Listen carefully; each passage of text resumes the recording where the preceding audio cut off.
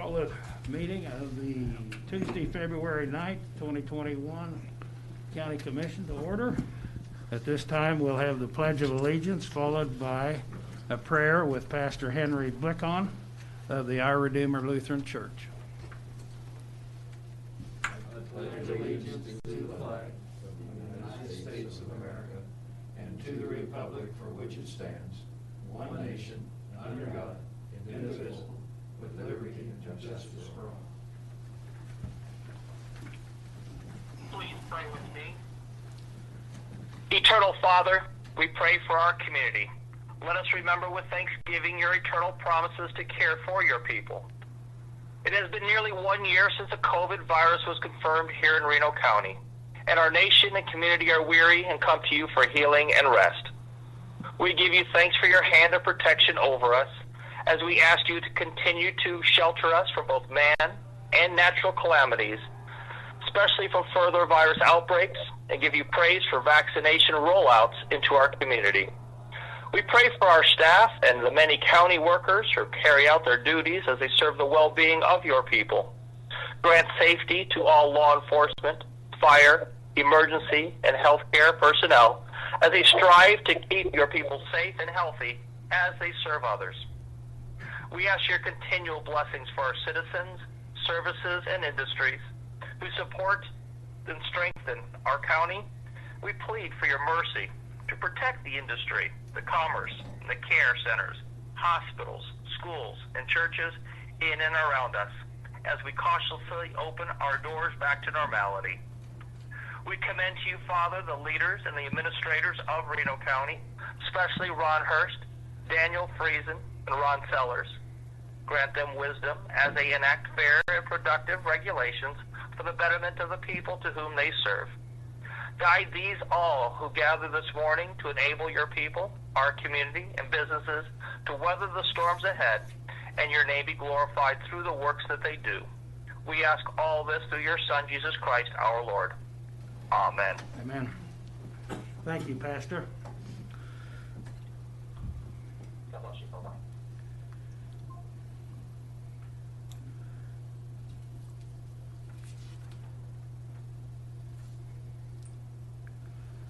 Try to remember, Commissioner Sellers, to turn it back down. Sure. All right. I don't have any announcements to bring forth today. Just welcome everyone to the commission. At this time, we will have public comments on items not on the agenda. So, I think we have two. Judge, you're up. So I get 5 minutes. I'm going to try not to use all of that. I just want to talk to you about some things that I've heard about. I'm Joe McCarville. I live at 4702 Sequoia. The health department announced that they were going to take sign-ups from people 65 or older. You go online or call in, and they don't want you to call them. Now, I know none of you have ever had the experience of using a computer and putting stuff in and not being sure whether it took it or not, but that happens to me. So I would think that perhaps everybody that signed up that's over 65 should call the health department every day from now until they get an appointment, because there's no way to check to see if you're actually on the list.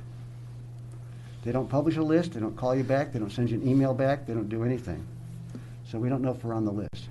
Number two, I keep on hearing about people, we are announcing that we're doing phase 2 of the people that are over 65 that have comorbidities. And I hear about people that are not 65 getting scheduled for vaccinations. A person the other day got called, he'd already been vaccinated, so he just substituted his wife's name for his so that she could get vaccinated. She wasn't over 65, no comorbidities. So nobody's checking to make sure that they're actually following their plan. And you tell us that we're following a plan and this is the plan and we're supposed to go with that, and we're not doing it. That's not really very honest. And finally, I think that, November, December, and part of January, you spent a good portion of every meeting talking about masks, and it probably would have been a good idea to actually go over the plan for vaccinations, because we knew the vaccinations were coming since months ago, at least 2.5, 3 months ago. We knew vaccines were coming, and nobody's really checked to make sure that the plan is going to be executed. I think that the emergency management people had a really good plan for doing mass inoculation, but as far as like planning on how you're going to prioritize people and how you're going to make sure that the right people get vaccinated and make sure that that's actually followed through and done according to how you said you were going to do it, nobody's done anything on that. So those are the three things I wanted to talk about. Thank you very much. Thank you. And Randy is taking notes. Mr. Chair, because I've been involved in some of the daily calls, I mean, I think Randy or I mean, it might be appropriate to respond if I may. I completely understand the judge's comments. I think some of them may just be because of a lack of I mean, I know the health department is trying to communicate as quickly and as often as possible. I think we can do better, and I think some of the points that the judge made are a little inaccurate. I do know for a fact that people are checking. I know Randy's checking. I know I'm checking that the plan that the health department and emergency management have is being executed.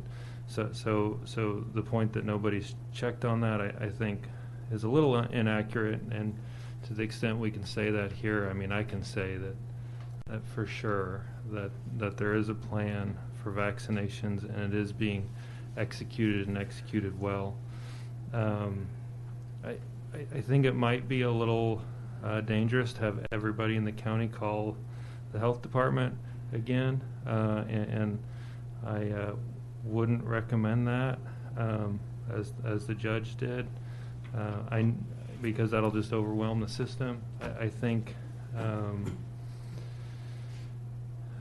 his point is well taken, and I have made the same point, and I know they're working on trying to communicate back to people that have signed up to let them know where they are in line.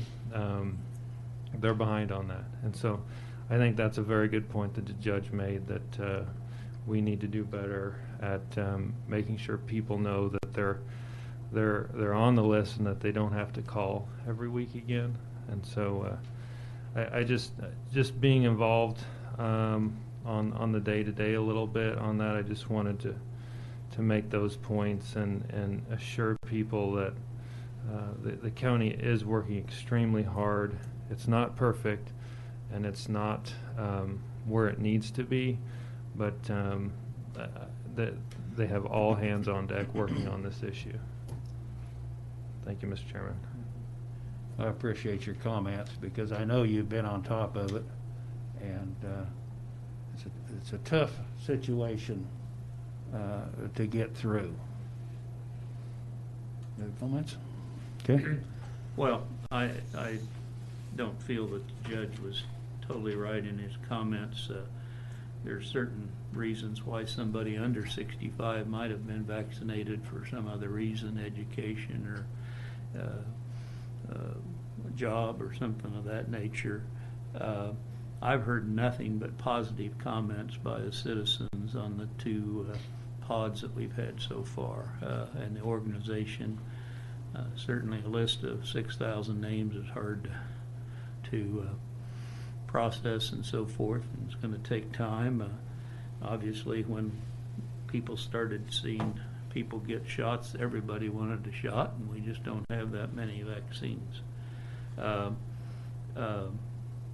As Commissioner Friesen said, we probably can be better, but it's a huge task, and I feel like the health department is doing a very quality job of organizing the vaccinations that they have available.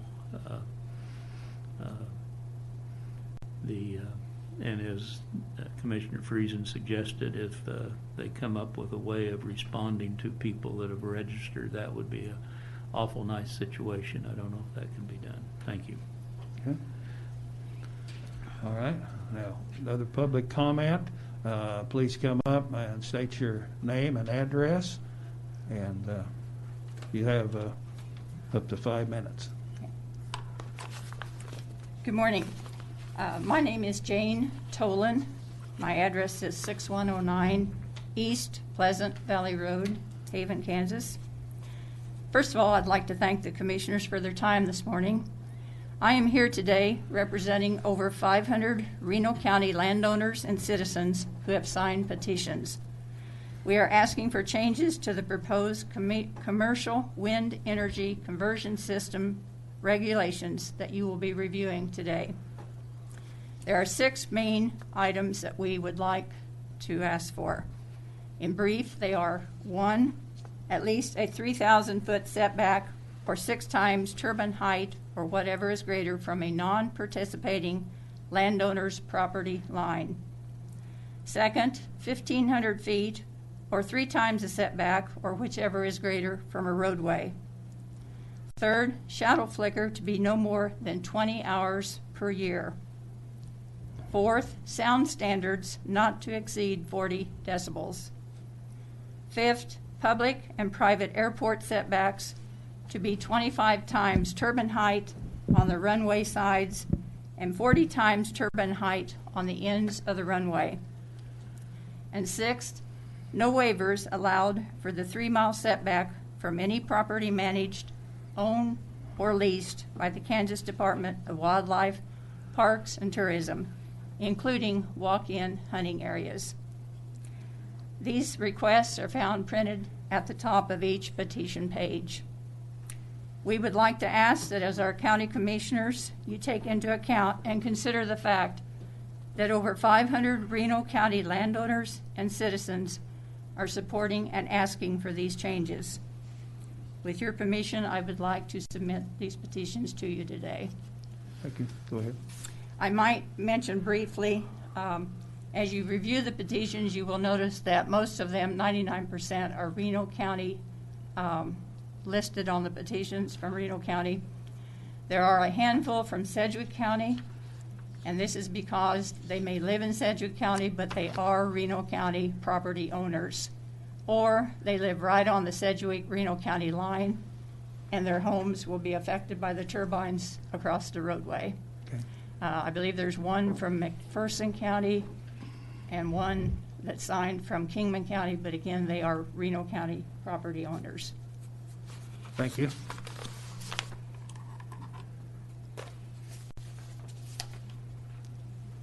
Thank you for your time. Thank you. All right, I don't believe there's anyone else out there for public comments. So next we'll go to the determine additions or revisions to the agenda. And I would like to make these changes, right? Item D, I would like in the business items, I'd like to, with your permission, put this at the end, after the county commission reports comments. The other item would be the fact that after that, we will adjourn the meeting and reopen and open up a work study session on the planning case 2020-09 as presented in item F of the business items. Is that what we planned on doing? Okay? Mr. Chairman, Yes. just for, I think it might be a little cleaner, would you mind if we separate business item B1 and B2 to be taken individually? I think it might be a little cleaner that way. I think there's potential questions with the contract with Conco, and there's potential questions with SCS, and I'd like to keep them separate if the commission agrees. Item D or item C? Item B under business items, number 1 and number 2. Okay. All right. Just didn't hear you correctly. Thank you. I'd make a motion that we approve the suggested changes to the agenda. Second. Been moved and seconded to approve the changes to the agenda. Any further discussion? If not, roll call, please. Commissioner Friesen, Yes. Yes. Yes. Okay, now going to the consent agenda. We have vouchers of totaling $812,740.30, and CRF vouchers, which is the CARES funding, of $9,015.22. Item C is a withdrawal from the Transportation Alternatives Project ADA Bus Shelters Grant. Resolution 2021-05 to cancel certain county warrants. And item E is destruction of 2018 gubernatorial's election materials. Randy, do you have any comments with regards to any of these items?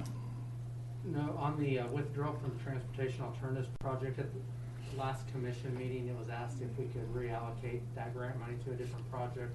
The answer was no. That's why that's on the consent to withdraw. And then the other two resolutions from the county clerk are just routine business that are done every Yes. year. Is item E, that's just a statutory limit on when we destroy? Okay. Did you say D as in David? E is an echo. Oh, E as in echo, yes, that is statutory. Okay. I move we accept the consent agenda, A through E. Second. Been moved and seconded to approve the consent agenda, A through E, as presented. Any discussion? If not, roll call, please. Commissioner Friesen? Yes. Commissioner Sellers? Yes. Commissioner Hurst? Yes. Going on to the business items on the agenda. Resolution 2021-06, authorizing and directing the issuance, sale, and delivery of general obligation refunding and improvement bonds, Series 2021. Kevin Cowan, you're up.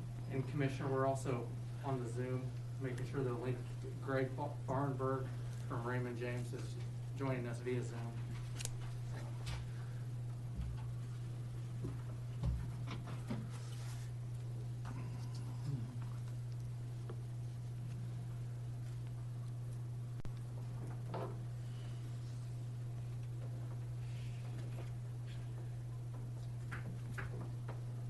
Let's, here, make it.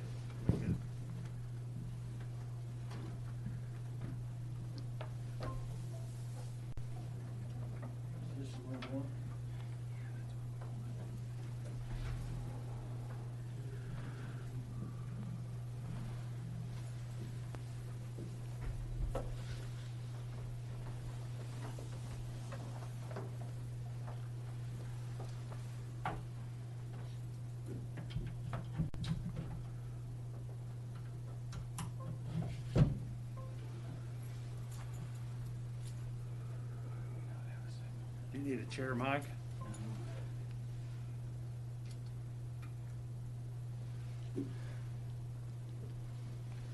I think a cable got bumped, Mike, when. There you go. Something's happening. Sorry, guys. That's all right. It happens.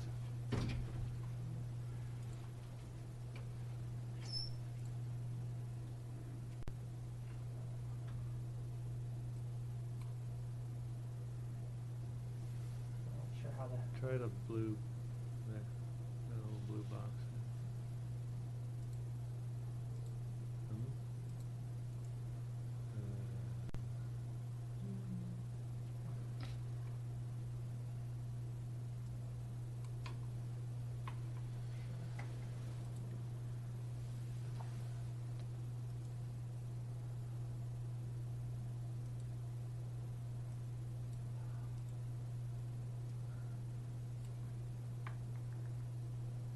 I think the one we want, Randy's over on your left On the there. left? Yeah, I think that's Greg. He just isn't on video yet. There he is. There he Try is. the view, top right. There you go. Might mention that we're having a Zoom meeting with Raymond James. And that also on the screen behind me, you will see the agenda. There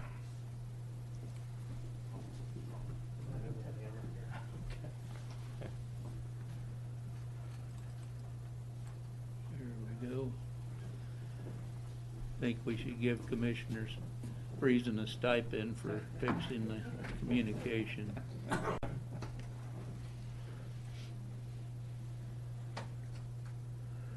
Greg, can you hear us now? Yeah, good morning, everyone. Can you hear me? Yes. Well, I'm Kevin Cowan with Gilmore and Bell, the county's bond counsel. The agenda item this morning is consideration of a bond resolution, and I was here in January, and we talked about that being sort of the kickoff and guidance and instruction to go do the things necessary to get bonds sold. I may turn it over to Greg, and I see the commissioners have numbers that Greg supplied yesterday, and he can talk about those numbers, which appear to me to be fantastic. So go ahead, Greg.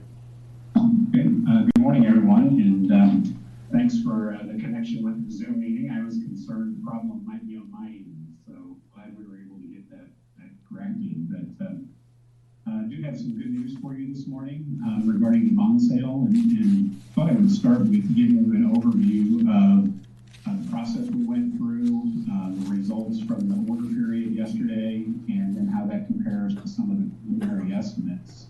But as many of you may recall, this process of actually pushing forward with the sale of the bonds began in mid-December, when we had a review of the plan of finance with the County Commission, shared some preliminary estimates regarding interest rates and the proposed repayment period for the various projects that are included in the bond issue.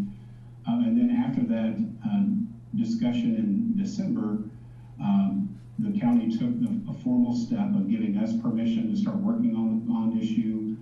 Kevin Cowan at Gilmore and Bell as bond counsel will start drafting the legal documents of the bond issue. And that permission to get started was in the form of an authorizing resolution. Once we had that authorizing resolution in place and your permission to start working on the bond issue, we submitted a rating request to Moody's Investor Service to have a bond rating assigned to this issue. Very pleased to report that the Moody's affirmed the county's AA3 rating. And from my perspective, it's quite an accomplishment for the county to have a rating in the AA category. That's viewed very favorably by bond investors and helps us push for lower interest rates when we're out marketing your bonds to investors. So once we had the rating in place, we were then in a position where we could send the disclosure document, which is referred to as the preliminary official statement. We sent that to investors about 10 days ago and notified investors that we would be taking orders for the sale of the bonds on Monday, yesterday, February 8th. And during that order period, we would be setting the final interest rates for the bond issue. And going into that order period, we had an extremely favorable bond market. Not only were we very close to record lows, but we had a lot of inflow of money from investors into the bond market, and some of the highest demand from investors that I've seen in my career. And when you have a relatively moderate amount of supply of bonds and extremely high demand, that puts you in a very favorable position from an issuer perspective, because you can push for lower interest rates as you're offering those bonds to investors. We set the all-time record low on interest rates for tax-exempt bond issues in August of 2020. We watched interest rates go up about 0.5%, but then pretty quickly after the presidential election in November, we watched those interest rates settle back down. Right now, we're about 11/100ths, or just over a little over 0.1% away from the all-time record low. So very good bond market conditions, and I think that showed in the results that we had yesterday. We opened up the order period yesterday morning, wrapped it up around midday. Again, we had very and we actually ended up oversubscribed, meaning we had more orders for the bonds than we had bonds that were available for sale. And our trading desk, in that situation, they actually started lowering the interest rates to see how far we could push the interest rates low and still have enough investors to buy the county's bond issue. So at the end of that order period, we actually pushed interest rates lower by 2 to 10 basis points, 10 basis points being 0.1%. And so we were able to not only start with what I thought were pretty aggressive interest rates, we were actually able to push those lower at the end of the order period. But we also, I mentioned, we had very strong demand from investors. We had a pretty good mix of investors for your bond issue. Banks, mutual funds, asset managers seem to be the majority of the investors.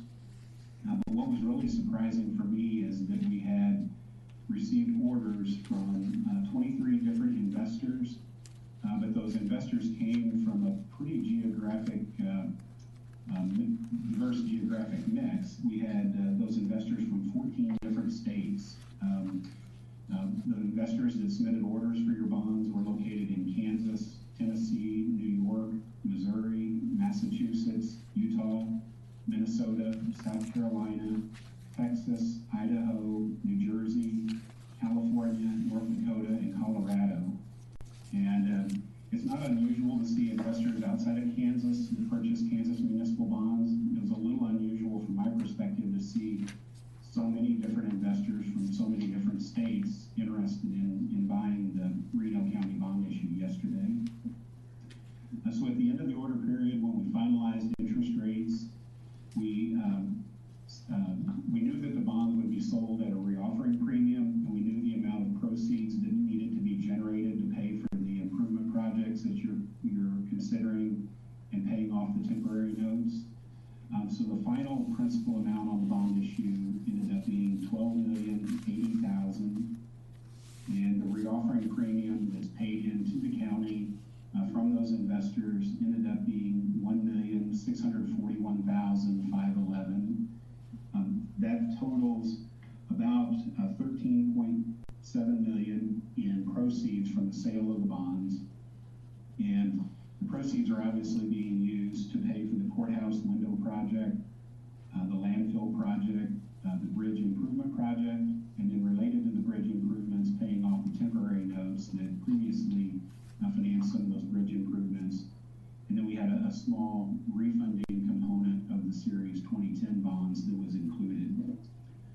So the average interest rate from the sale of the bonds ended up being 1.61%. And I mentioned the refinancing on the 2010 bonds that had a small amount of savings. That ended up being $5,776 savings to the county. But the interesting thing, too, from my perspective, is when I look back at the prior financing analyses we had shared with the county along the way as you've been thinking about this project and looking at financing the improvements, the 1.61% ended up being the lowest interest rate of any of the estimates we had used along the way. And even if you go back to about a week ago on February 3rd, we were looking at 1.66%. You go back to early January, 1.76%. That's the same interest rate that we had shared with you in mid-December when we were talking about the plan of finance. But if you really take a step further back and look at a little over a year ago when we started running some of the numbers for the various projects and looking at some of the repayment scenarios, we were in what we thought was a pretty low interest rate environment coming into 2020. There was a little bit of market disruption in March of 2020. But if you look back even at the May 4th, 2020 numbers that we had shared, the average interest rate at that point in time was 2.47%, which for a 15-year bond issue, at that point in time seemed like a very low interest rate. But what's really amazing is we've gone from 2.47% to the final interest rate of 1.61%. And when you look at what that really equates to for the county and for the taxpayers in the county, that reduction from where we were, about 8 or 9 months ago, that's about $782,000 of interest expense that was saved, given where rates have come from when we started looking at this to the final results. So again, we ended up with a 1.61% average interest rate on a bond issue amount of $12,080,000.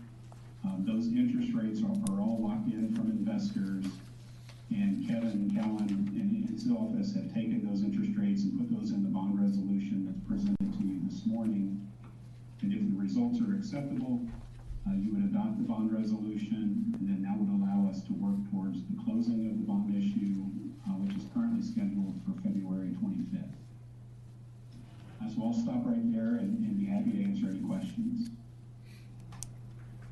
Who was the low bidder on the bonds? We went to, it was a negotiated sale. We offered it to a number of different individual investors. And so the investors that I had mentioned, we ended up with 23 different investors from those 14 states.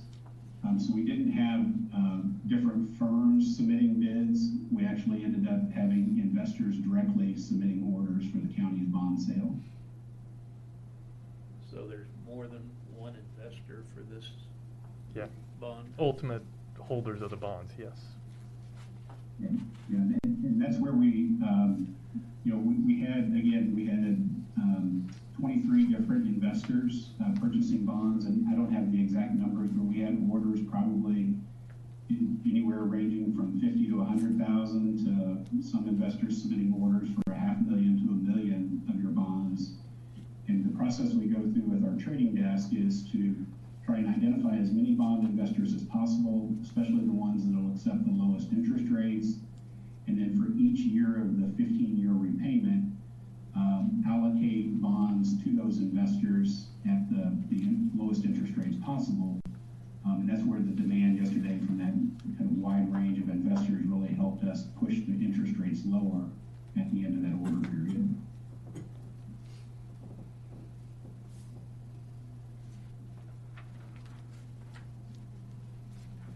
Well, that certainly seems to be like a exceptional rate, surprising rate to me. And that's an average rate. Right. It is. We discussed last time, and I'm looking at the screen behind you. If you look at the coupons, they're going to be 3 mostly. There are a couple of 4s, what actually gets printed on the bonds. But you generated a lot of premium, the $1.6 million or something, and so that drives down your borrowing cost when investors will give you more upfront to purchase your bonds. And you see the bottom line there on that page, the bid price, 112. That's basically 112% of the par amount. So that's, again, the coupon rate that gets printed on the bond maybe is a little higher. So if you see that in the bond resolution and it doesn't tie into that true interest cost, the 1.6, that's the reason why they're giving you cash up front, and that drives down your borrowing cost, your effective borrowing cost.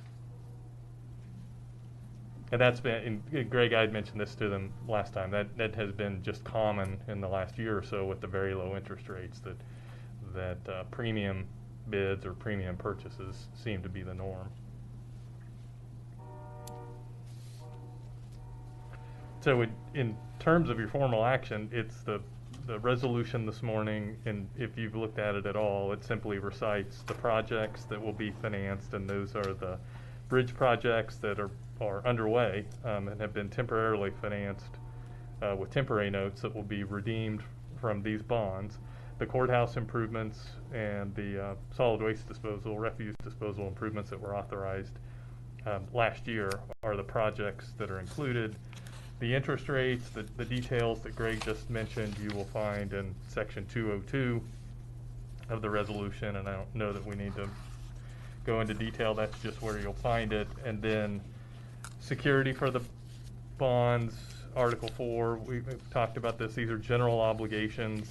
They can be paid from any source that you choose, but ultimately they're payable from your ad valorem tax authority. So if push came to shove, an investor, a bondholder, could force you to raise taxes, but that doesn't mean you have to levy taxes if you have other sources to make your debt service payment.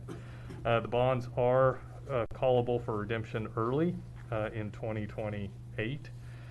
So if you had an ability to prepay bonds with excess available funds, that's when you could do it, or an ability to refinance at that time, which with these very low interest rates, that seems unlikely, except those coupon rates that I mentioned are a little higher. Your borrowing cost is lower, but it wouldn't be shocking if you did have an opportunity to refinance someday.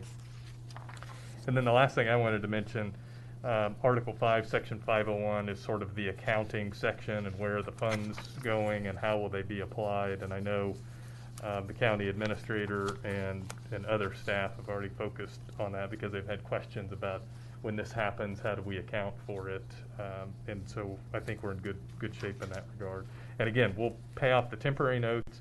Greg mentioned the February 25th closing, just in advance of March 1, when those temporary notes will be redeemed, and then there was the small Series 2010 bond refinancing, and those will be redeemed on that date as well, and then this is what you will have left. So that's what the document does, and if you have any questions of me, or I'm sure if Greg would still be happy to address questions you may have about the numbers. Anybody Have no questions. have any questions? Yeah, I've got one. It's just sometimes the stuff's pretty confusing, and I understand the basics, and it sounds like we got a great interest rate. I asked this last time, and I forgot. I'm sorry. So the average coupon's 3-point-something%. The true interest rate's 1.61, and that's because we were paid a premium. Does that essentially mean that our principal is reduced because Correct. because one of the lenders has paid us a premium? Right. So, okay. So less principal, but a higher coupon and a little more interest over time equals sort of more principal with the lower coupon rates that get printed on the bonds, and you end up kind of at that same effective borrowing cost. Got it. Okay. Any other questions?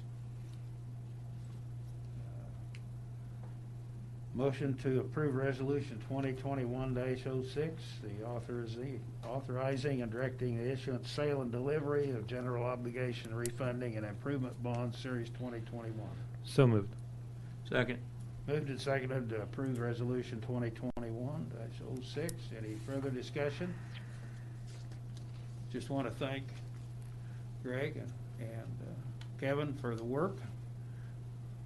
Roll call. Commissioner Friesen? Yes. Commissioner Sellers? Yes. Mr. Hurst? Yes. Thank you. Final comment.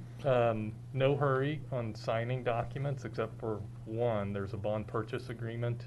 That was one of the documents, and it's been approved by this resolution. And I know Greg, for regulatory purposes, will need to have that signed document today as soon as that's possible.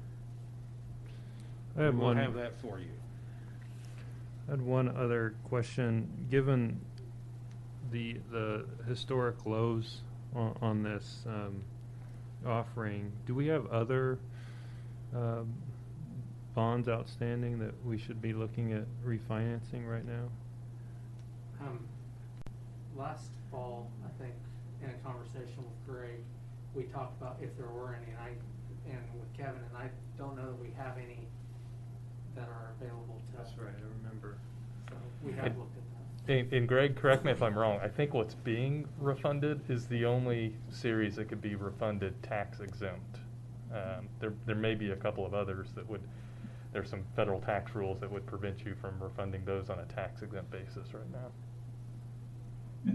That is correct, and we'll take an updated look to see if there's any other opportunities when we knew that we were going through the process of this bond sale, a refinancing is most efficient when you can combine it with other improvement projects. So we tried to find if there were any refinancing opportunities, and that small 2010 issue was really the only one that stood out.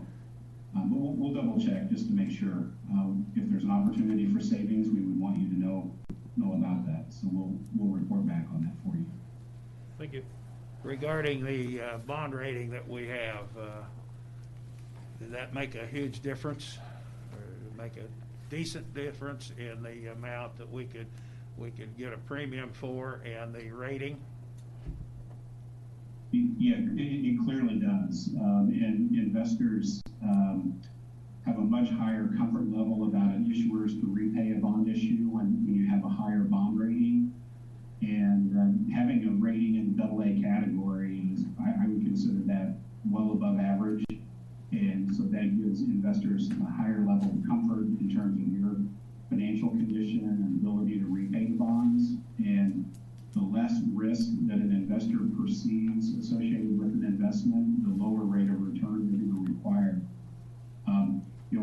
A AA rated bond compared to, say, a single A rated bond, or, if there was one notch lower instead of AA3, it was A3, it could easily be 10 to 20 basis points on a bond issue. Doesn't seem like a lot, but that's easily a couple $100,000 of interest savings just because of that rating, one notch higher. So it does make a big difference. Not only does it help us push for lower interest rates, but it pulls in more investors. What would you say the reason for our rating is? Do you have any analysis there, Greg? Sure. Yeah. So when we go through the process with Moody's, Moody's will look at several different categories. They'll look at the local economy, which will be some of your major employers, and just see how the economy is doing. They'll look at some of the debt ratios of the county, your debt burden, your debt per capita, debt to assess, some of those kind of factors. They also take a pretty close look at obviously the financial condition. And I would say Moody's and probably to an increasing degree Standard & Poor's they really focus in on fund balance. And so not only revenues and expenses, but just the fund balance or cash position of the county, and that gives you the ability that if you have an unexpected expense or challenges like we had in 2020 related to the pandemic, that you've got the financial resources to push through those kind of challenges. So the fund balances were a big factor. You have what's considered a relatively low debt burden of the county. That makes your debt ratios favorable. And then they look at the management, not just the administration, but the commission and your actions that you take, in the budget and keeping the financial condition of the county solid. So all of those things become factors in where Moody's sets the rating for Reno County relative to other counties in Kansas and other counties nationally. There is a rating report that Moody's put together that it's about a 2 or 3 page report, and it summarizes some of their key findings. I'll be happy to send that to you if you want to see it in more detail. Yeah, I'd love to see that. Thank you. And was that Moody's rating updated for this particular bond issue? Did we purchase that? Yes. Anytime we have a new bond issue, we have to have a new rating associated with it. So we sent that application to Moody's, requested that they assign a rating to the Series 2021 bonds. But Moody's, when they also go through that process of assigning a rating to the new bond issue, then they look at all of the other outstanding bonds of the county. And so not only did they assign the AA3 to this issue, but they affirmed the existing rating of AA3 on your outstanding bond.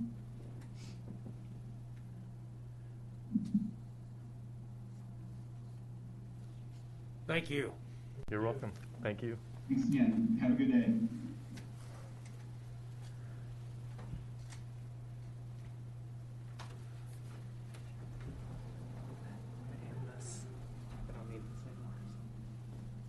Now, have we voted on this?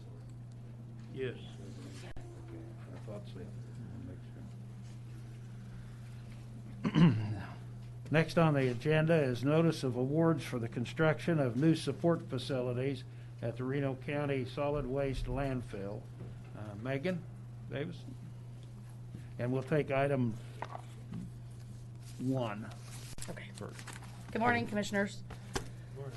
Megan Davidson, Reno County Solid Waste Director.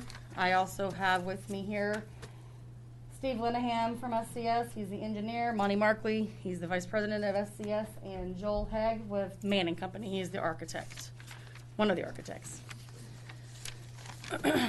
So today I want to give you just a little bit of background for the public as well in regards to this project that we've been working on. This started way back over 5 years ago. We did a big master plan and started with what we were going to do when we ran out of space at the landfill as far as cells. So to give you just a little bit of background history, we are permitted now, or in the process of being permitted, to do a landfill expansion to go 25 feet vertically in the air, which also gave us the option to build a new landfill scale house and what we call a customer convenience center. This project entails those two things. It has a new scale house as well as a customer convenience center, which will basically take the footprint of where we are at currently, moving it across the road and housing our household hazardous waste reuse facility inside. It will also be able to have our water truck that we have currently. In temperatures like this, you cannot put water in it, but it is our fire protection. It will be able to be in this building with heat. The scales itself will have in and out scales. It'll give us some extra space for a conference room. And what we are here today for is to award the bid to the lowest bidder that was recommended by SCS and reviewed to make sure everything is followed by specs and all the contract information is correct. And they were the winning bid of $2,654,700, and they are out of Wichita, Kansas. So that would be what the first item is to award the bid to Conco. Okay. And there was a bid tab sheet in your guys' packet that showed the bids are very competitive, as you could see. But I figured that was good for you guys to see the bids that came in. And we did do that bid opening on January the 14th. Megan, would you talk a little bit? I was told by someone that Conco says that they can get this project done quicker than your original anticipation. Yes. I think So the we commission received would like to know a about general schedule from them, and it is showing on their schedule that they are predicting that they will be done as soon as the month of November of 2021, which we were actually planning on not being completed with the project until January of 2022.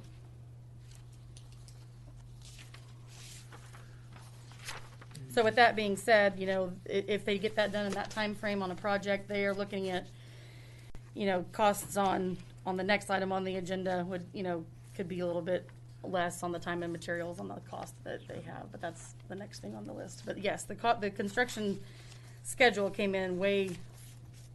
And your original estimate was what? On the $3 million. engineer's estimate? Yes. It is.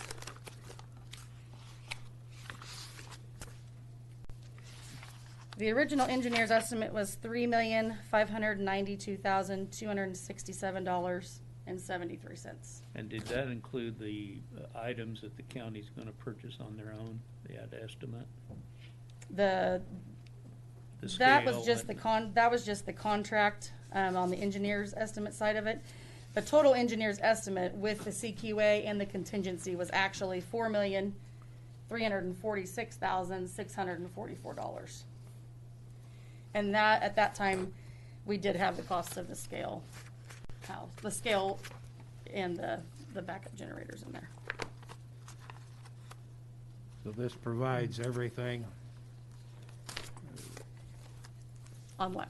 What cost? on the $2,654,000. No, you've got plus the scales and the items that the county's going to purchase on their Okay. own. Correct, Megan? Yes, that is correct. Okay. Scales are looking at around 200,000, and then the backup generator that the county was going to purchase. And the reason we were looking at those purchasing those separately, you don't have the upcharge costs through the contractor. backup generator, the size that we would need, was running anywhere around 70,000. Could be less than that though. Okay, Randy, did Joe leave us? I have a question for He's legal. talking to the bond counsel about anything that needs to Okay. be on with the last action item.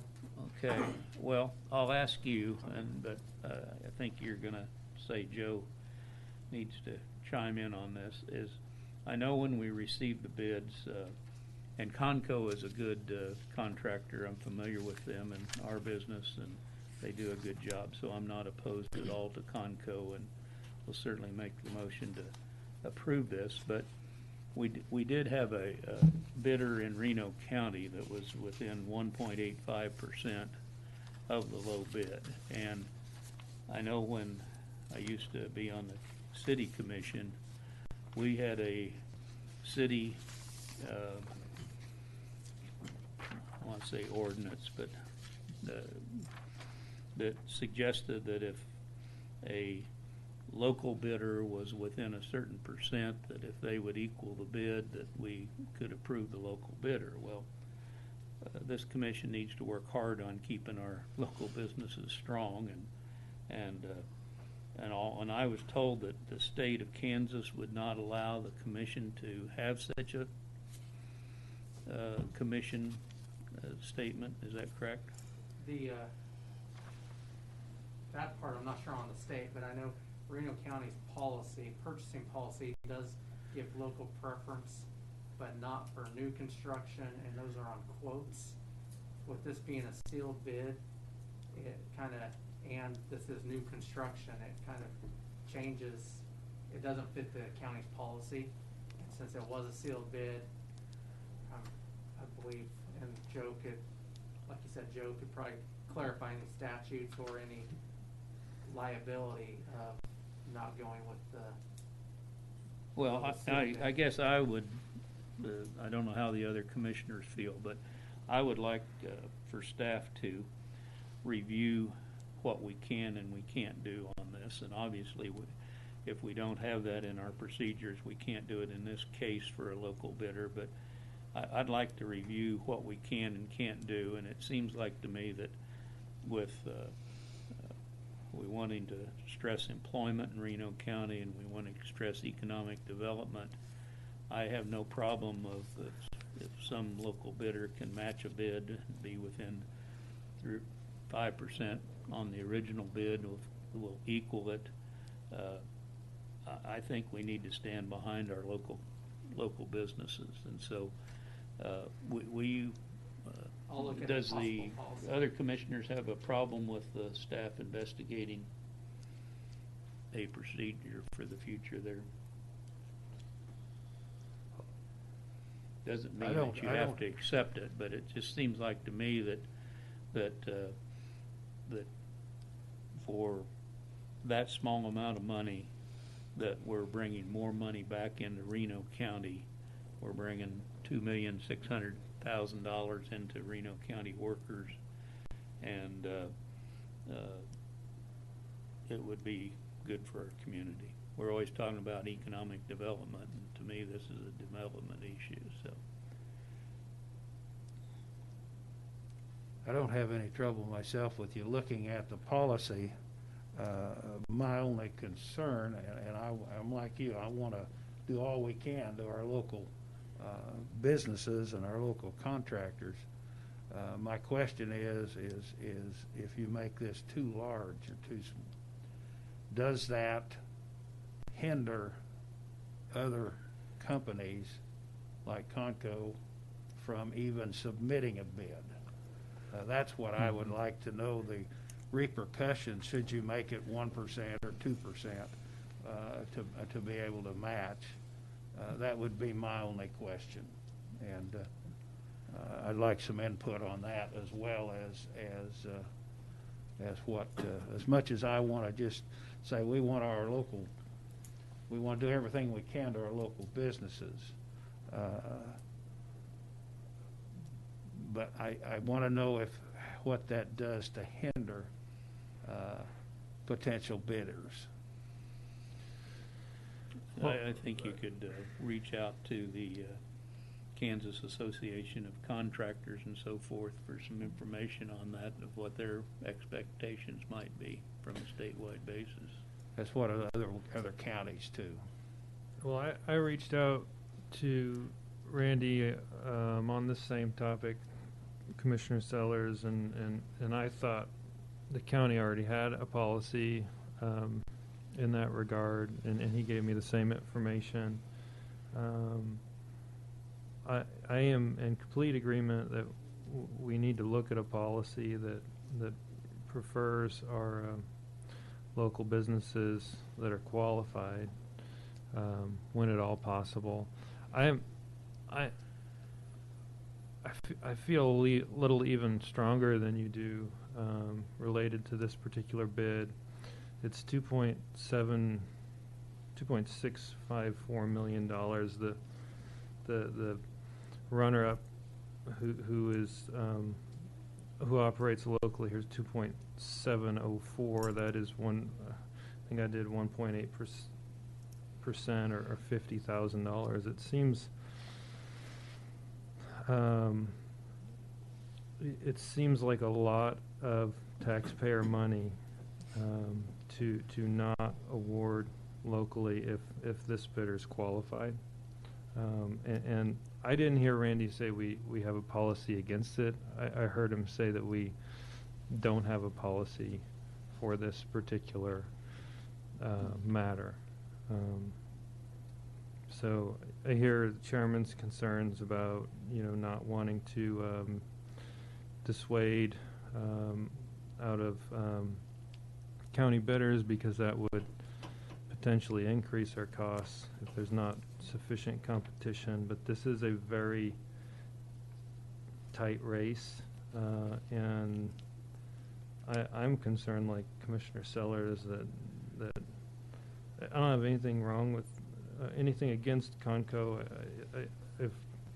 I've never heard anything but positive things, but it's just, this is a lot of money to not award to a qualified local bidder. Well, I agree with you, Daniel, but since we don't have a policy, I don't think we have the right to not accept the lowest qualified bidder. So my suggestion, which I think I have some backing for, is for the administration to research this and maybe bring some suggestions to us for a countywide policy. Well, I might ask you why you feel like we can't award this. Do you think that's a statutory thing, or? I without policy, I don't feel that we should negate the lowest bidder. So, Maybe we've got counsel here to follow up on that. You wanna- They're talking about accepting the lowest bid, and can they go with a local vendor? That's not the lowest bid. That discussion. Would you restate that question, make sure I understand it behind the mask? I'm sorry. Mr. Sellers? well, I gotta ask you that. it's a 10-minute conversation that we've We're had. talking about the bidding process and Well, what the statute requires? I'm saying that I'd like staff to bring to us a potential policy for consideration of the commission, where if a bid is within a certain amount of the low bid by a local vendor, and they're willing to meet the low bid, that we give preferential treatment to a local vendor. Now, the Commissioner Friesen is extending that, saying, why can't we just negate any policy that might be non-existent and pay 1.85% more and go to a local person? So his question to you is, do we have to accept the lowest vendor? The lowest and best bid is the statutory language for this project, for county projects like this. So the statute, 19.214 or somewhere in there, is the language that I don't think you can deviate from. And Megan and I and Randy and I talked about this because there was a local vendor that was fairly close, and so it was the lowest and best bid, and there's somebody higher than that. I think you'd have to find some reason to indicate he's obviously not the lowest bid, So you'd have to find some reason that he's not the best bid, which would have to do with qualifications or something like that. That's how I see the law. So you're saying that we can't deviate because of the state statute? On this type of project, yes. You can do that on personal property purchases and so forth, for things other than county buildings, but when you're talking about county buildings and structures, that's controlled by state law. But And yet that same group up there in Topeka is saying that we spend too much money and tell us how to do things, you know. It just seems like they are on both sides of the situation. That language has been there for a lot of years, and they haven't revisited it, you know, but it does make sense. You know, there's design-build contracts, the methods of bidding and so forth, in which you can do some of that, but in terms of when you let it out for public bids, there's statutory language as to who gets the award. And if Okay. But best, the word best seems subjective, and can I not feel that the best bid is the one that's local? I don't feel like the law permits that. I think you can construe it that way, but I think the choice of when the lowest bid is there, it's been interpreted to mean that if that bidder is qualified and meets all the specifications of the bid, that you need to award it to that particular entity. Well, I think maybe, Monty, would you like to comment on this? You wouldn't have allowed a non-qualified person to submit a bid, would you? Well, they can. And I don't think anybody here is saying Conco isn't qualified. Nobody's saying that. Well, okay, but so, well, I would differ with you that we know that Conco is a known source, a big player in the state, a growing player in the state, and I would have trouble, Daniel, with you trying to negate that they're not the best bidder in this case. Without some I'm kind of looking doubt. at other, other benefits besides the building itself to the county, including local taxes and wages, and for 1.8%, I think that might be paid off. Well, I don't disagree with you, but our legal counsel's saying that you don't have that right to. Yeah, he didn't say that. He was pretty soft on his answer. He pretty well I think stated it. if you did not award it to this, and I'm not encouraging this, but it you know, and maybe you want to discuss this in executive session, but I think it could give rise to a legal challenge. And I'm not opining any opinion with respect to how successful that would be, but I do think that's and Commissioner Friesen, frankly, makes a lot of sense. There are a lot of things that make sense with respect to doing county business pursuant to certain other standards. But when the state has preempted a subject, our hands are tied. And sometimes a state law, frankly, it becomes dated, or maybe doesn't make as much sense as doing it in some other method. What's the statute, Joe?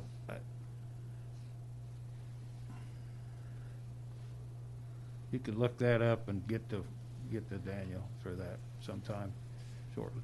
Michael, I'm just wondering, and I understand where we're coming. I would love to be able to do this to local contractors because it just makes sense. But I think maybe in order to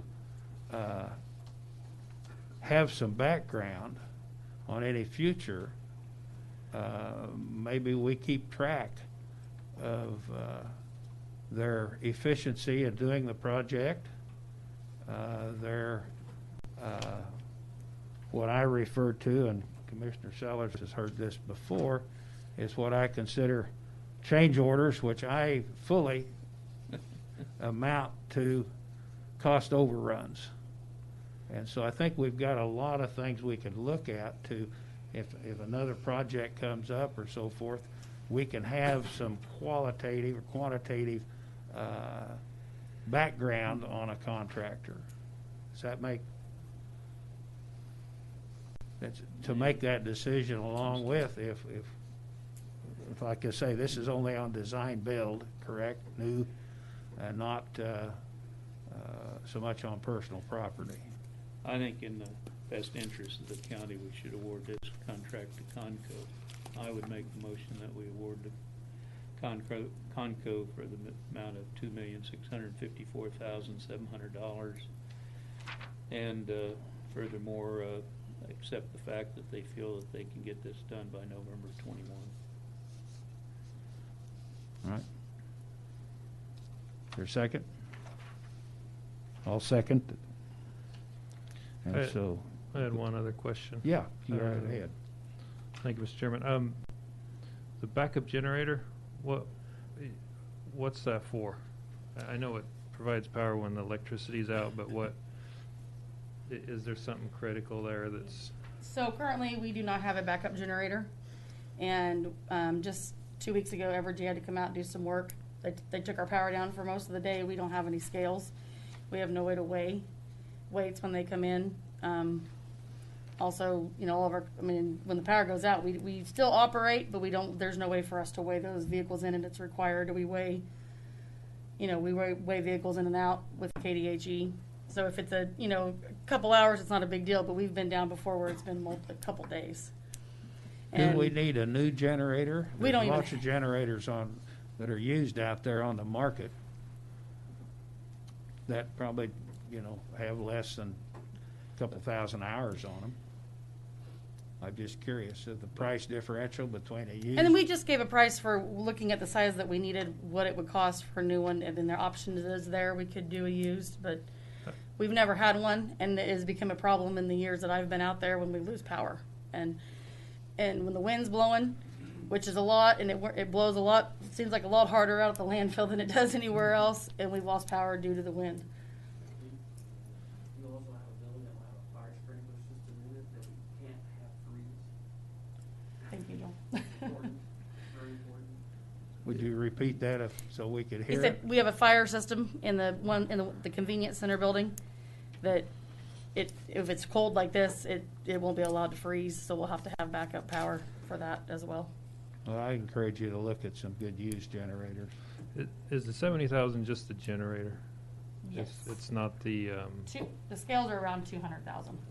Does it include all the electrical and the pad? And That would be included already in the contractor cost. The scales itself, the contractor costs are already included for the scales. We are just purchasing the scales by themselves. So all of the electrical hookup is Yes. already included? So Yes. it was planned to have a generator? It was designed for a generator? Yes. We just were trying to save the county some money by purchasing it outright instead of going through the contractor for upcharge costs. What about the present scales? Will you reuse those? We have talked about the option of trading them in or reusing, but we decided, Steve, help me out on this one, Well, we decided that it would be a lot easier To sell 'em. construction-wise to have them all yeah. So built at the same time. And we did kind of weigh that option of taking that outbound scale, taking the current scale, making an outbound scale. Can be done, it's more coordination. It's kind of more of a hassle because you can't take that offline until you've got the new one ready. Understand that. Do we feel like we're going to lose $70,000 if we don't have power for a day or two a year? Well, I might add something there too, Commissioners, if I may.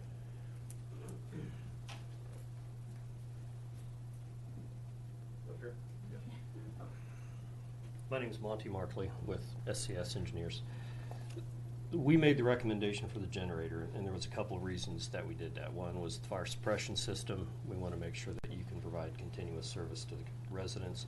The other thing that we've seen, looking at this on a national level, is your landfill is really a critical piece of the county's solid waste infrastructure. And in the event you have a large natural disaster, tornado, things like that, you need to make sure that that facility can stay running 24/7. We also help local municipalities with obtaining reimbursement through FEMA for these things. They require things to be weighed. They want to know where things start and where they end up. And that makes your accounting for that much easier. You know, hopefully you don't need that, but in the interest of prudence and long-term planning for something that's going to be there for decades, we thought that made sense, and that's why we included it. That makes sense. Thank How many you. KW are you looking at for that generator? Enough. Yeah, enough to run the whole. I want to say 30 kW, but I'm not sure. But the goal is to keep heat in the facility so we will not freeze pipes. But it's also to keep all the computer systems operational and so the facility can operate. Because we were thinking if we had an ice storm, we just talked about, power goes out because that's what happens in an ice storm. But the landfill needs to be able to take whatever debris is coming probably very quickly up front when things are at their worst. So again, that ties into the reason that we want to be functioning 24/7, keep those buildings functioning, and that generator is an insurance policy. Plus, it protects our buildings from having more insurance issues that happen when it gets too cold. Yeah, I could see the point in having a generator. It's not, I was just looking for the most efficient money. If there's, takes 30 or 35 kW, there, I'm sure they're out there if you watch ahead of time.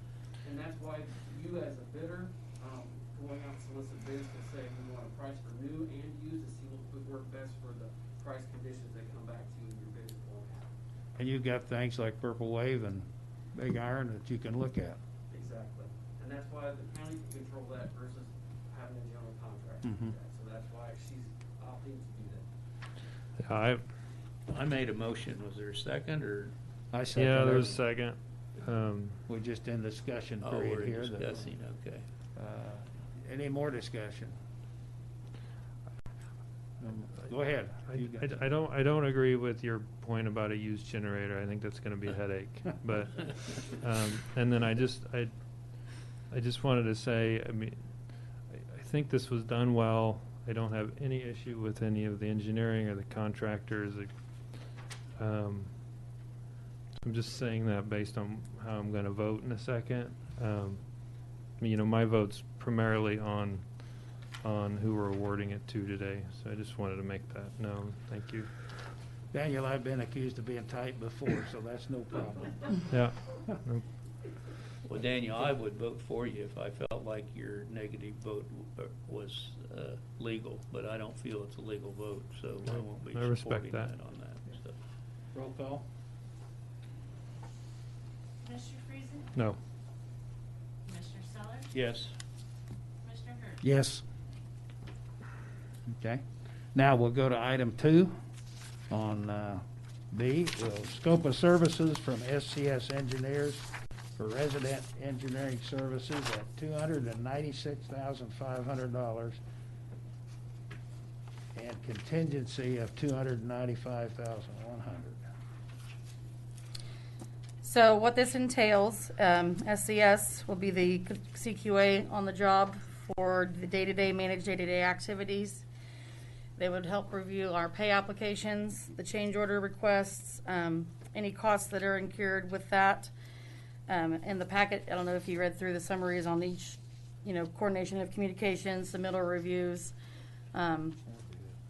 similar to what we've had in the past on our landfill cell designs. So there's a lot that goes into the construction quality assurance with the soil testing, all the field work that goes with it is on the surveying, verification of materials that are delivered or coming in and as they should be, and if they were on schedule and on time.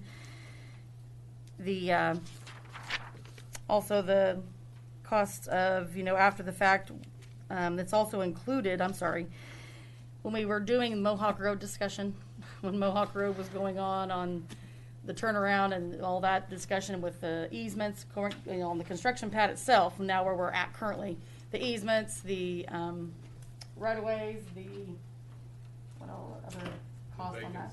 Vacancy.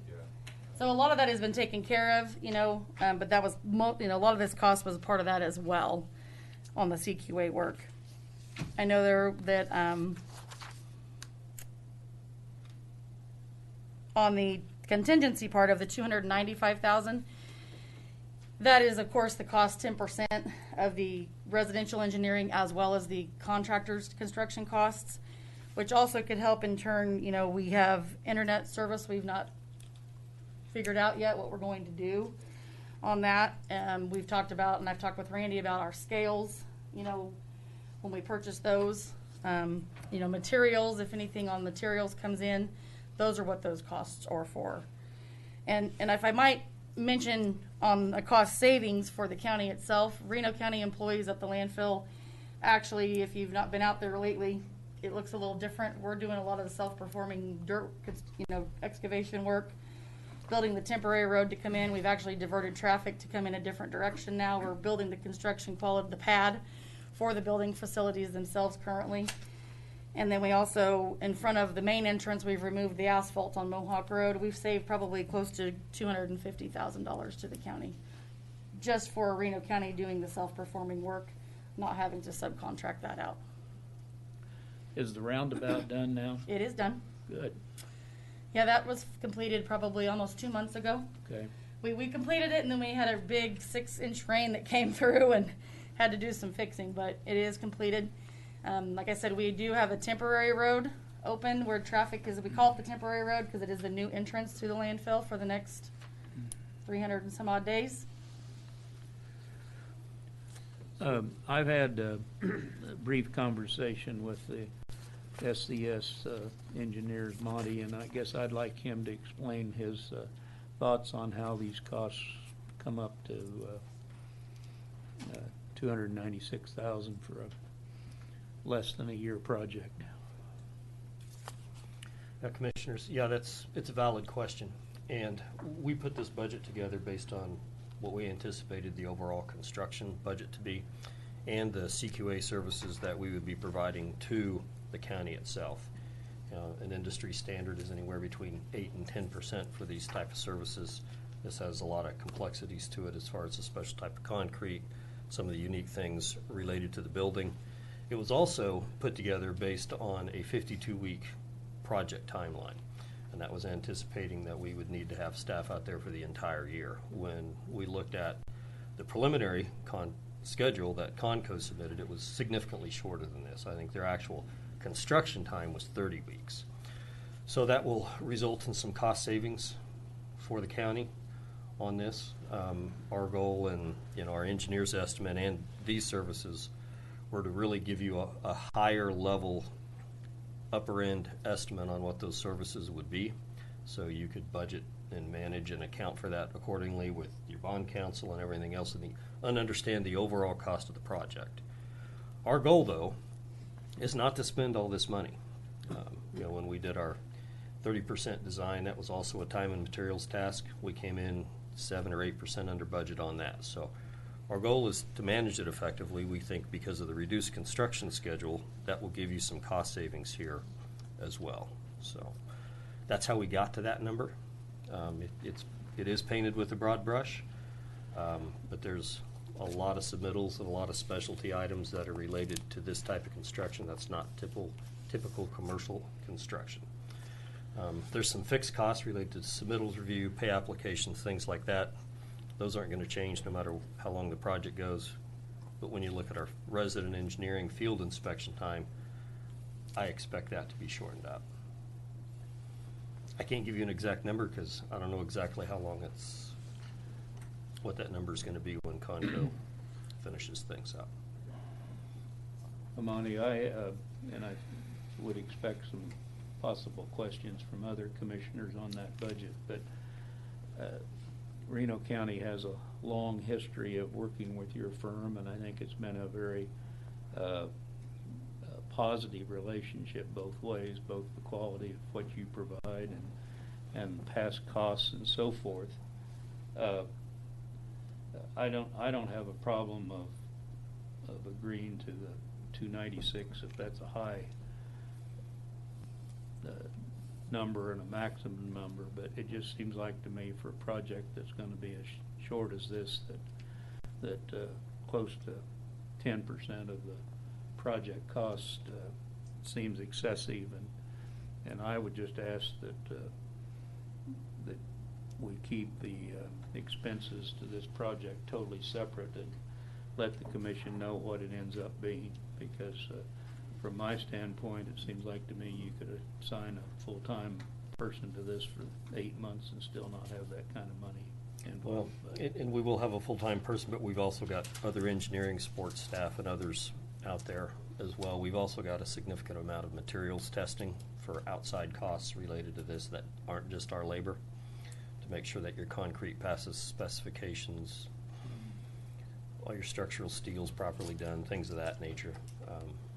But it is a conservatively high cost. I acknowledge that. Well, we can't sit here today and decide whether 296 or 255 or 230 is the correct number, but the relationship we have with your firm, I'm willing to approve this based on your best efforts at keeping that number down. And what I will offer is, over the course of our relationship, there are areas where if we feel like we can find ways to save you money, we've brought those to the table. And one example is our groundwater monitoring. Your 5-year groundwater monitoring cost, which is different than the ones that you do all the other years. When we started, was $75,000. Once we saw what was going on, we took some efforts with the regulators, changed the program. We dropped that $29,000 or 32% and have provided those savings continually. We've also done it on your annual groundwater monitoring. And there's areas where we can do that and we reduce it, but that doesn't reduce the significant amount of work on other areas it takes to keep the facility running. But with respect to this, we will do our best to minimize the cost associated with that. Good question. Yeah, thanks, Monty. So there's 3 agreements, and so when Commissioner Sellers was referencing 260,000, this is actually three different issues, right? Correct. Yeah, so the one we're talking about now was just the resident engineering and construction quality assurance for 296, and then there are the other agreements for consideration as separate agenda items subsequent to that, if I read the agenda correctly. Okay, I'm not seeing any 296. I see 3. Well, you're seeing the latter. You're seeing item We're still on C. We're on B at this point. We're still on B. Yeah, the charts that you've got in front of me are C. Okay, sorry. So this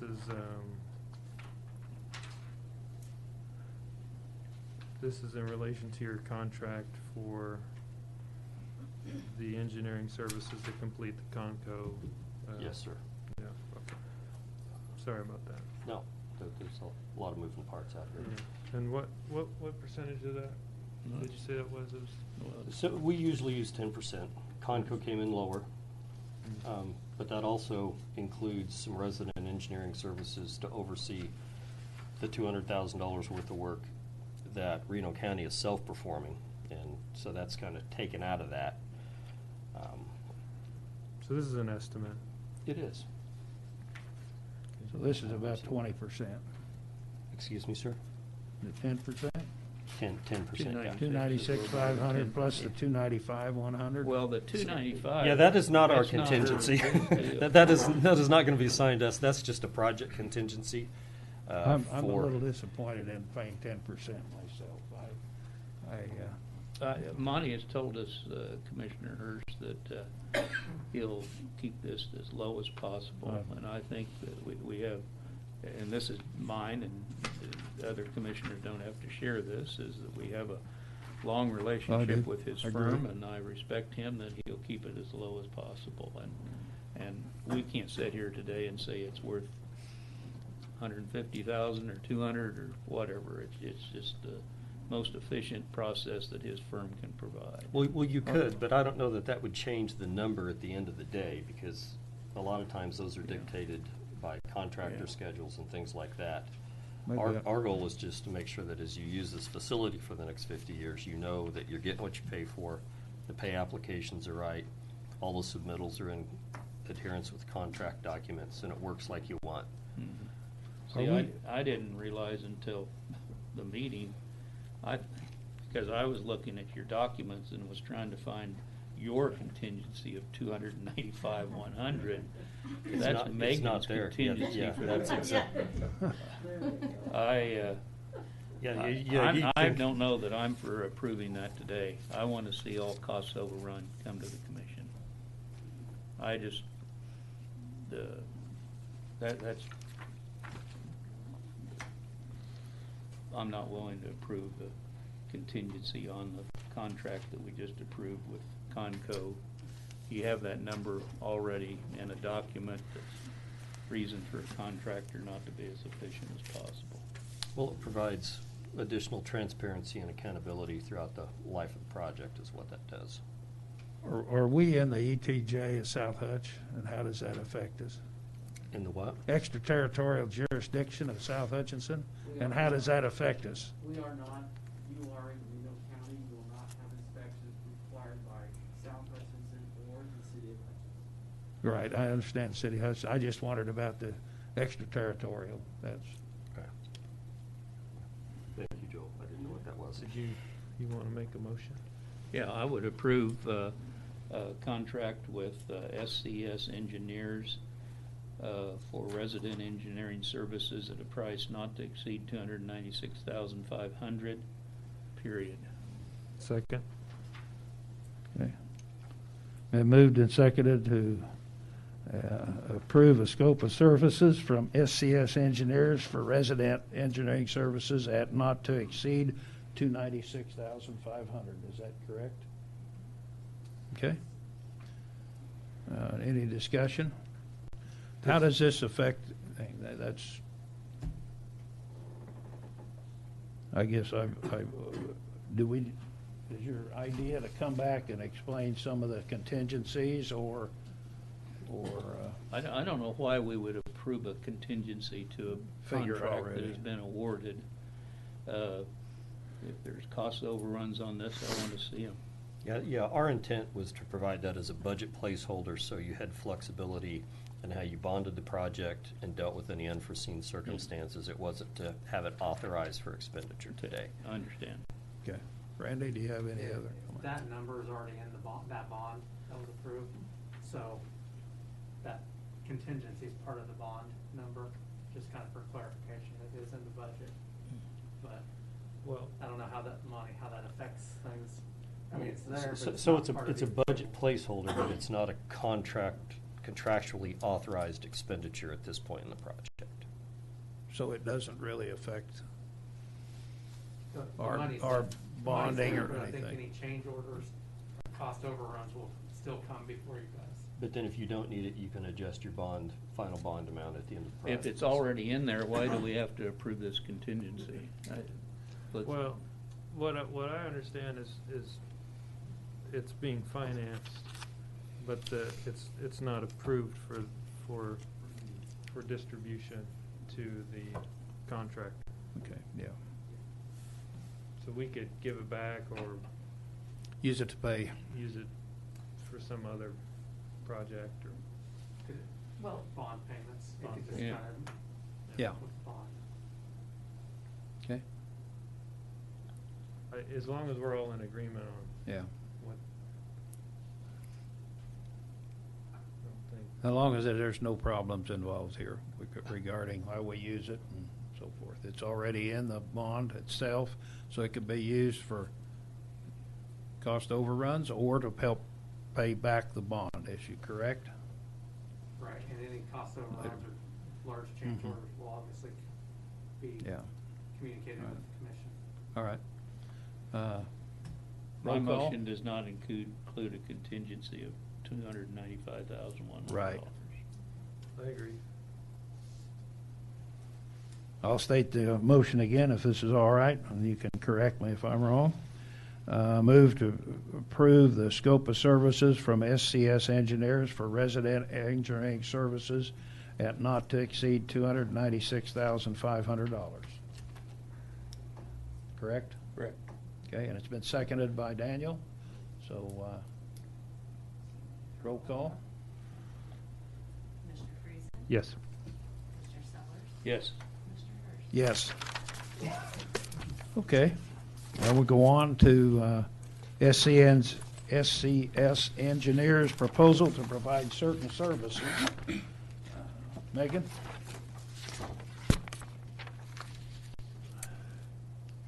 Randy, did you give them the Yes, costs? I emailed Okay. them. So we did I worked with Steve and Monty on 2020 services to 2021, just so you guys could see a difference, cost of different services each year. Every year we come here and we have our annual services and our gas collection and control system operating and maintenance tasks and our engineering and planning services. So I give you a sheet to go over an overview what last year to this year would be like.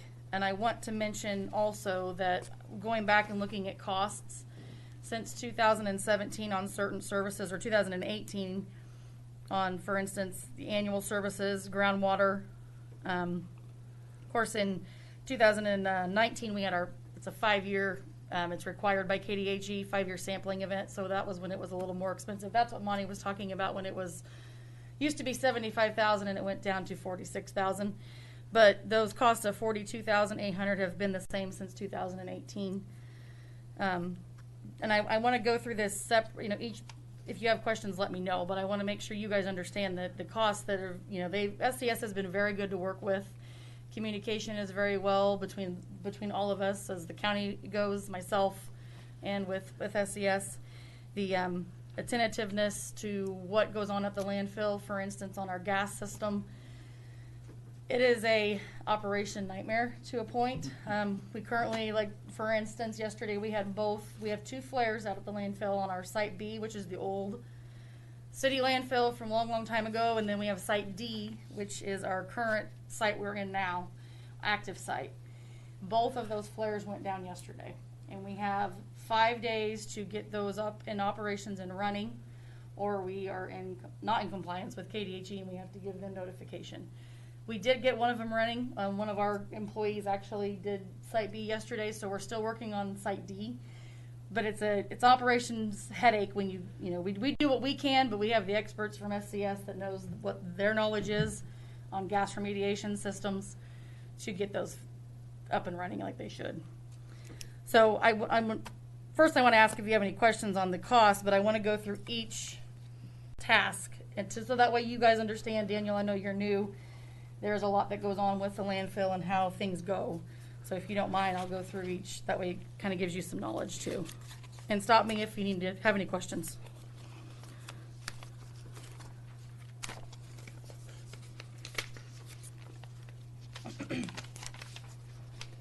So the first one is our annual solid waste services, consulting services.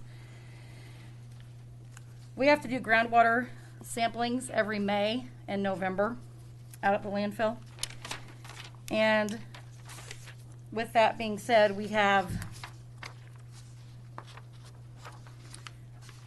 22 groundwater monitoring wells that have to be assessed for groundwater contamination. Ron probably remembers this years ago when we had a remediation system, sparging facility down off of South Hutch, down by South Hutch. So there are some down gradient wells that we still have to keep track of, but we do these testings every May and November, and they're required by KDHE to be sent to. So those services are part of that $42,800, and you can see last year was that including the November sampling on the 2020 $37,000 that we put down for November. I couldn't tell you for sure. Okay. But those are testings that we as staff don't have the staffing to do, and the knowledge as far as SCS does, and they have somebody come out and do those groundwater samplings. Again, I'm sorry, I'm lost. Which? Right, I'm on the annual solid waste consulting services.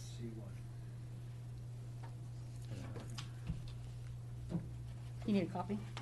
I have 3 copies. I'm just. What's the total amount? $95,300. Okay, sorry.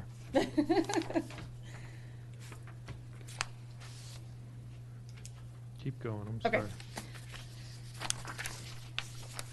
The next on the proposal for that would be our permit renewals.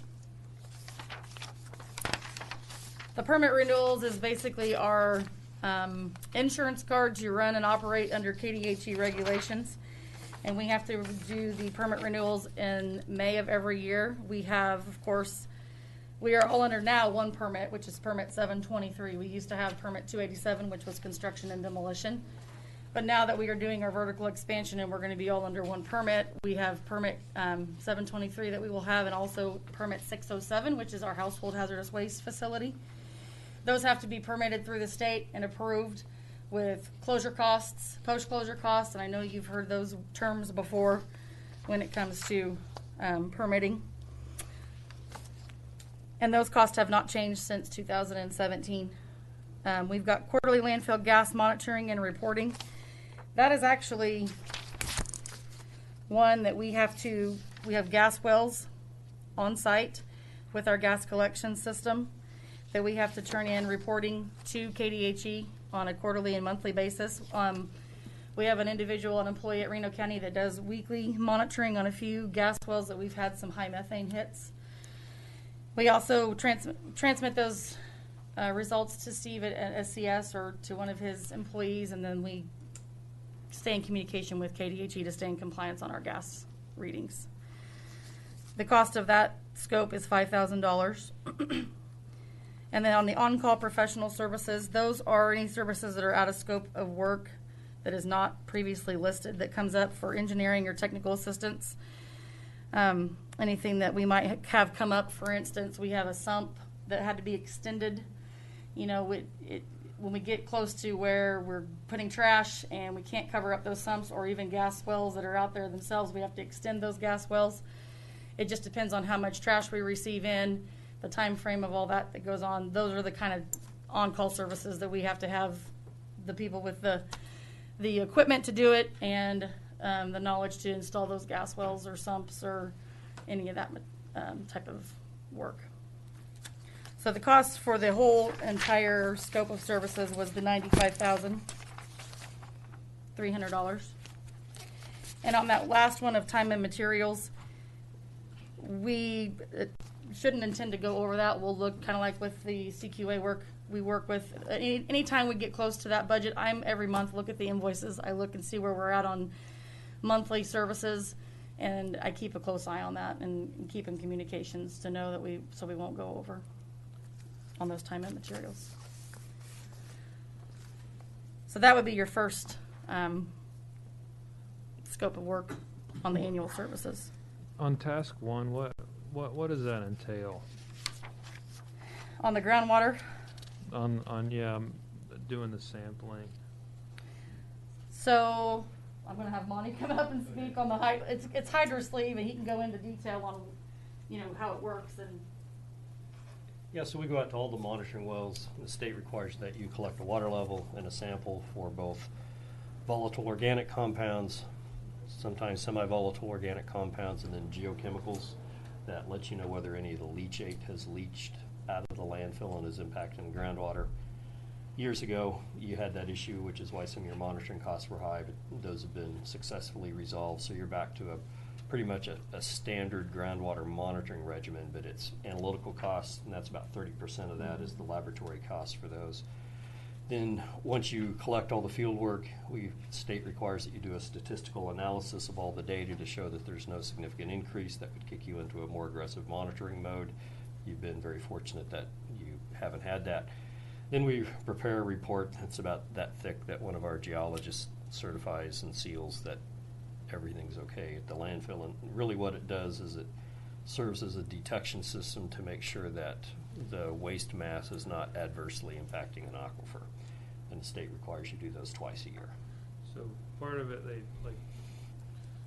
drop a cup down a sleeve and grab a sample and bring it up. Yeah, so to the lab. we used to have to either pump them because some of these are very deep, 150, 60 feet, and it took quite a bit of time. We found some new sampling methods where you just put a bag down where it kind of soaks up the chemicals and you can pull it out. And that took our field activities from 5 days to 3 days, which is how we were able to reduce our sampling costs a few years ago.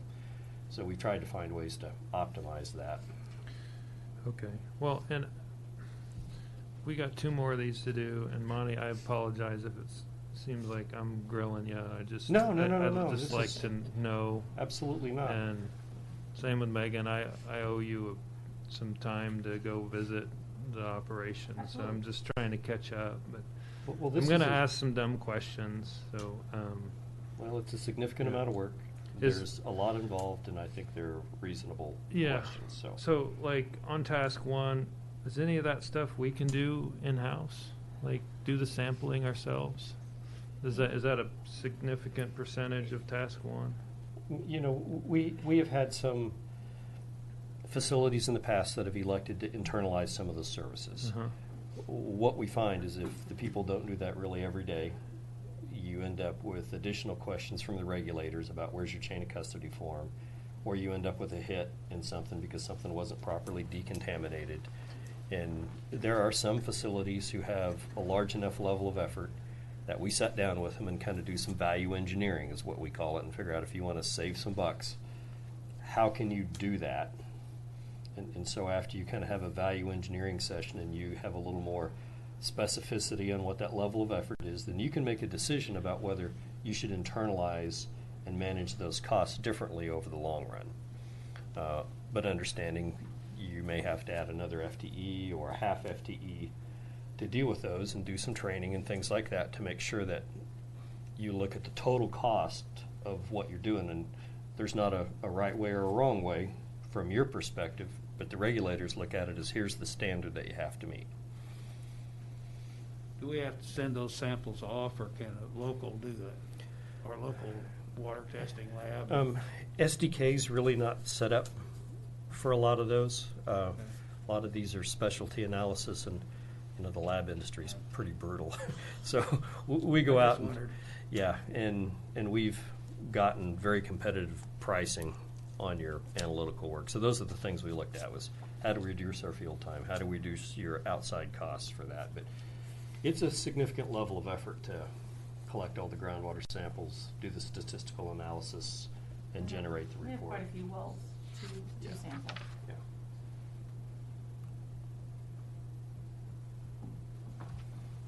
But there is some equipment you can buy, and you know, training those people is possible, Mr. Friesen.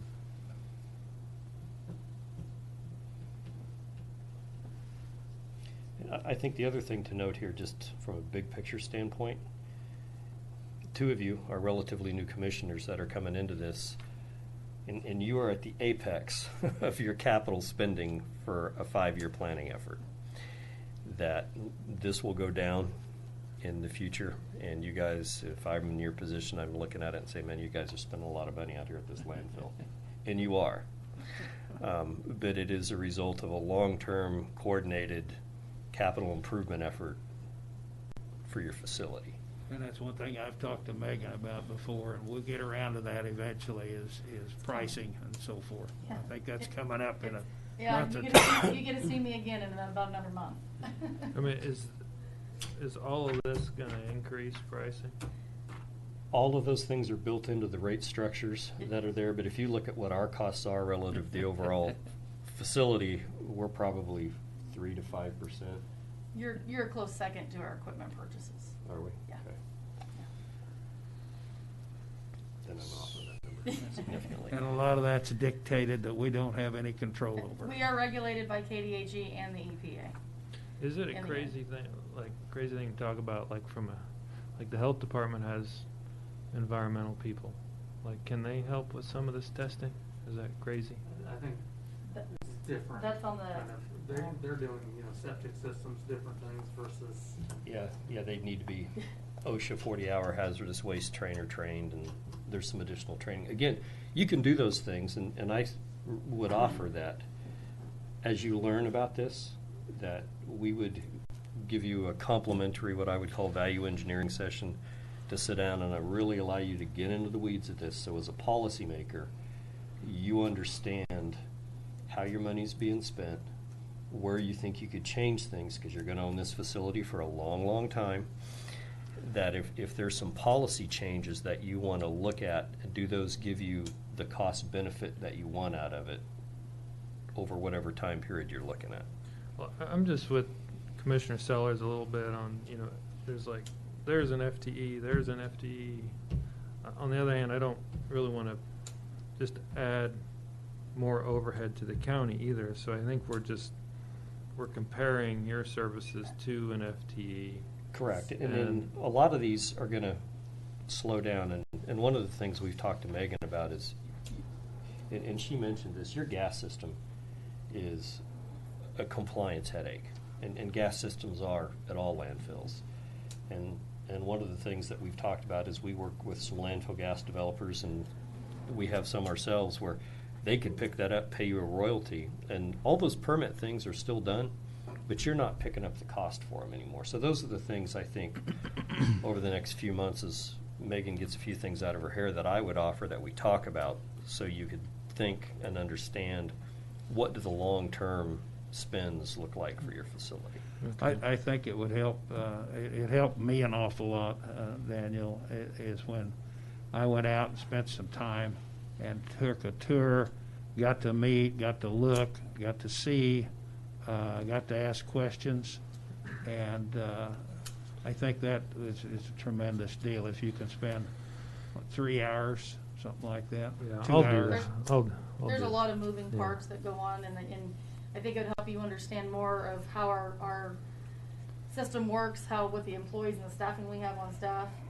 You know, we have just for an instance, we have our household hazardous waste. We used to spend $75,000 to $85,000 a year just to ship out household hazardous waste, you know, materials, chemicals. 5 years ago, we decided, you know what, we're gonna try this reuse program, and we barely spend not even $2,000 to $3,000 a year. And our HHW technician that does that, he stays busy.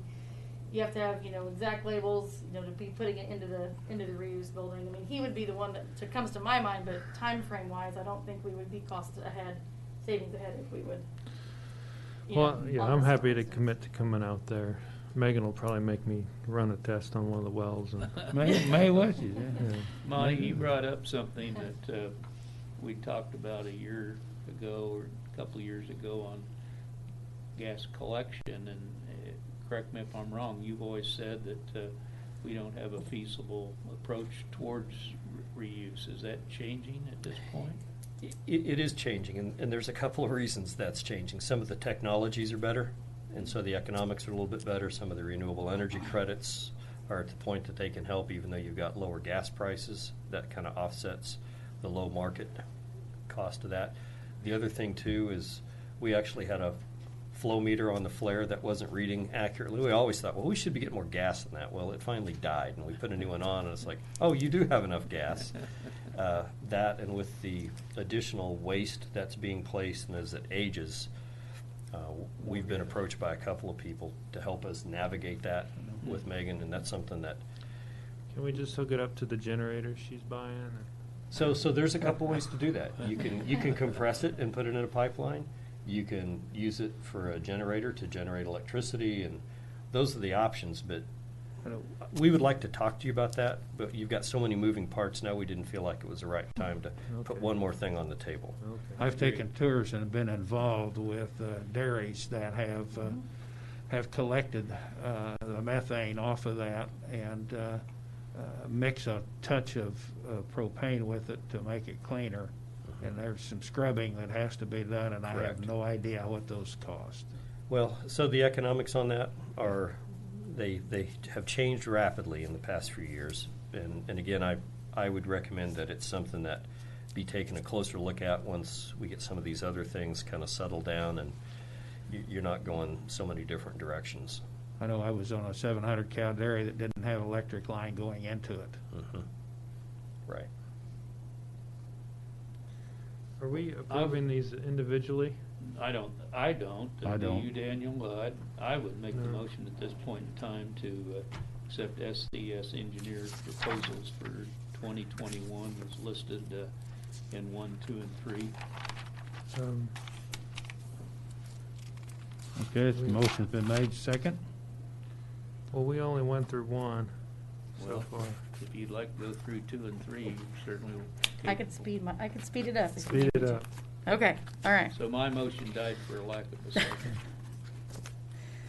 And I asked Randy, and I'll ask you, Megan, and again, this doesn't have anything to do with the quality of the services, but when is the last time we've put some of these services out for bid? So we've had a long-standing relationship with SCS since 2008. 9. So if that is an option that you would like to explore, I mean, I would, my recommendation would not do it for this year, just for the simple fact of all of the projects that I've been here 20 years, and this is the busiest year that I have ever been. With everything that we've had going on, from the landfill project to the next task I'm going to go over is, last year we came to you with a gas mitigation plan. If you remember that, Ron, Yep. I don't know if either one of you remember, but we have that Site B flare that we have to manually turn on, and it's required by KDHE to run.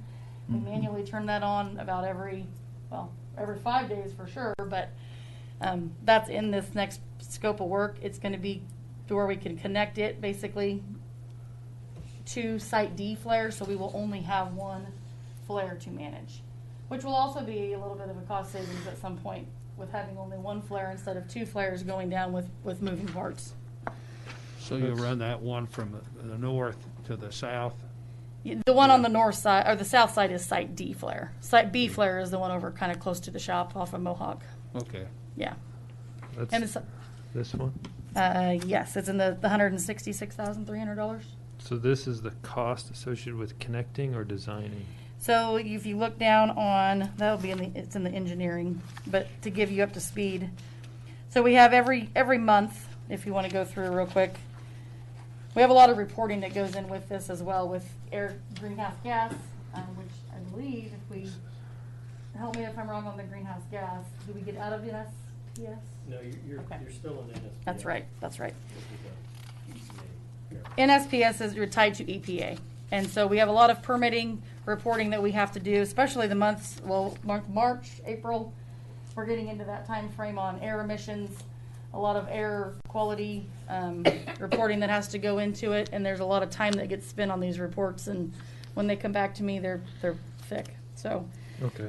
Well, I don't know about the other commissioners, but task 2 and 3 seem like reasonable items. The task 1 is $10,000 a month. That's kind of the one I'm focused on. it's only their time and materials, so they are only billed if however much we need, and we've never went. What do we usually spend? I don't have. It varies between 8,500 and 9,500 a month. So about, And what that is this system has 107 wells, and we're getting ready to add a few more to it.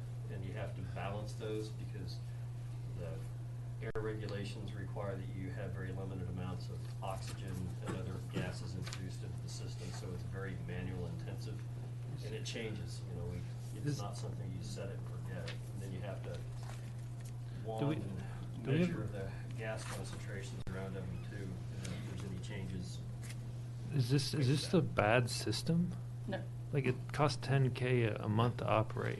So what we've seen from a national level is that the gas collection and control systems, management of the condensate, have turned into some of our landfill owners' largest operational costs. And it's due to compliance with the EPA clean air regs that you're required to do to the size of your facility and the amount of waste that's stored. So they don't make a system where you don't have to touch it to the tune of $10,000 a wish. month. No. Yeah, I would be interested in learning what There all are we ways do that you for, can automate yeah. it, but you've got a higher capital cost. You know, again, that goes back to, is you look at what this facility is gonna do over the next 30 to 40 years.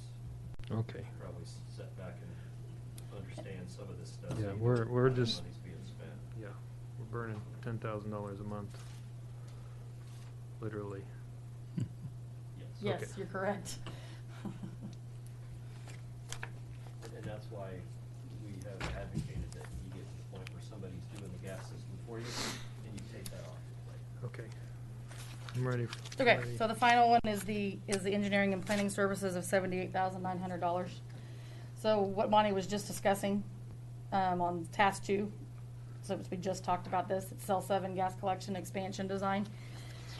KDHE requires when you place waste for the first time in a cell, you have 5 years to install gas wells for the current running system that we have. Well, this year is our year to place those wells into cell 7, which is where we're currently at and permitted for. So we have to have those in place by the end of 2021. So that they've got their design costs, and then there's also the CQA work. We will be coming back May, June. Yeah, and we'll give you some options on how to get that installed and the best way that you can consider once we get our design done. Because there will be a contractor that will have to come out and install those wells. Like I said, every cell design that we ever do, you have 5 years from the first time you place waste into those cells to put in your gas wells that is required And by that's not in KDHE. here. Monty's just talking about the design. Correct. What's that gonna cost? The design or the construction? Construction. So we don't know yet. We think it could be anywhere between $275,000 and $375,000. So It's a giant liability, isn't it?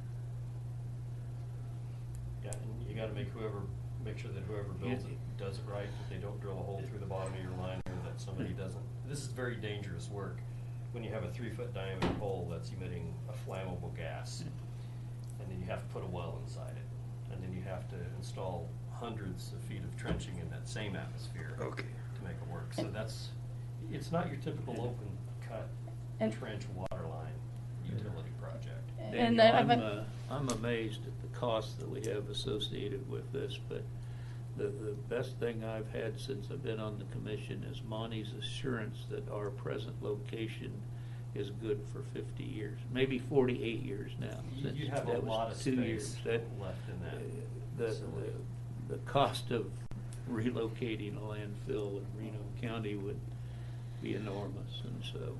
Well, and at that, you would still have the headaches of monitoring and managing the system that we currently have. And this is why we've been talking about in rate study, financials, where we are at, how we run our system now with the user fees. I mean, that's why we are doing the financial costs. That's why we have our financial model to show. This is why the reserve fund, the remediation fund, is so well on the money side, is for the fact of this system is an expense.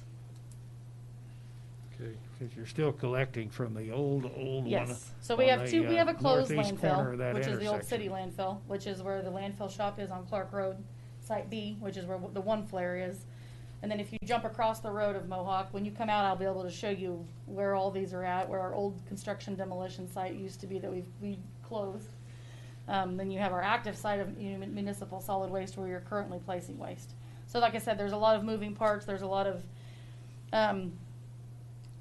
issues that go with. Long time ago, liners weren't a thing, meaning in the municipal solid waste side, you have a liner material that is underneath all of that. A long time ago, you did not have that. So that's where a lot of these ground gas, methane issues that we have are coming from.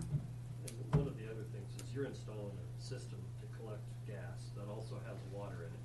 When your waste mass settles, it's not like building it where you've got good structural fill. It's almost like it's alive. So this thing moves and it changes, things twist and bend. They get run over with equipment. There's a lot of headaches related to this. Yeah, for sure. Yeah. I mean, You're starting to understand that.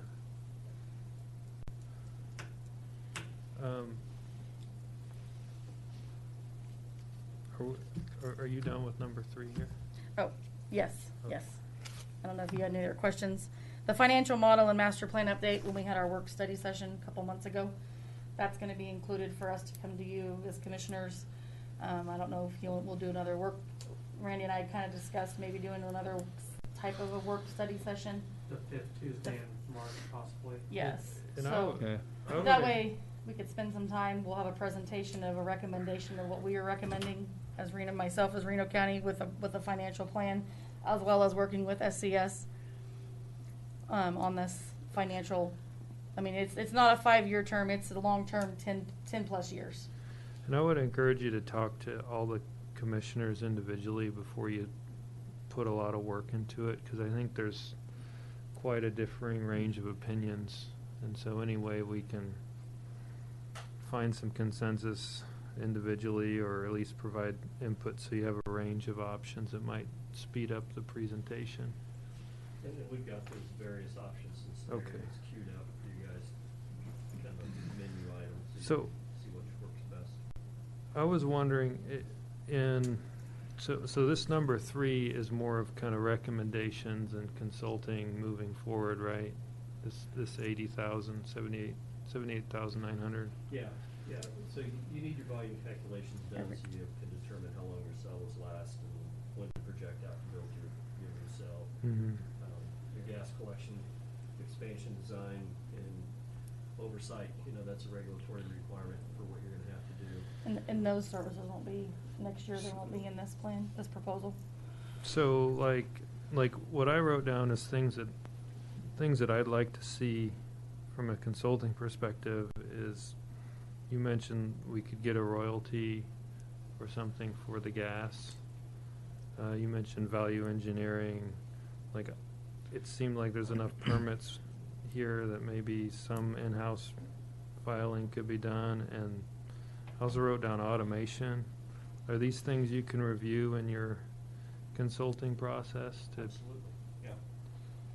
I think one of the things that held up some of this gas sales, so to speak, was the low price of natural gas. Yeah. It was hard to compete. Is that right? Yeah, we did a study about 10 years ago. Yeah. When With gas was Morton. $6-7 an MCF, and it's like, let's go get it. And then the price fell out of it. Was it- nobody wanted to And the participate. line. Morton's The were line. interested in that at one Yeah. time, if I remember right. Yes. Yeah, but that market's changed. We're currently working with the city of Enid and Sallisaw, Oklahoma, with the developer. And we're still in conceptual discussions, but the developer has offered to pick up all your gas collection and control system monitoring, your sim work, and things of that nature. But what you've got to make sure that you do is you negotiate agreement where if there's a permit issue, they're on the hook for it, because the air program has zero flexibility.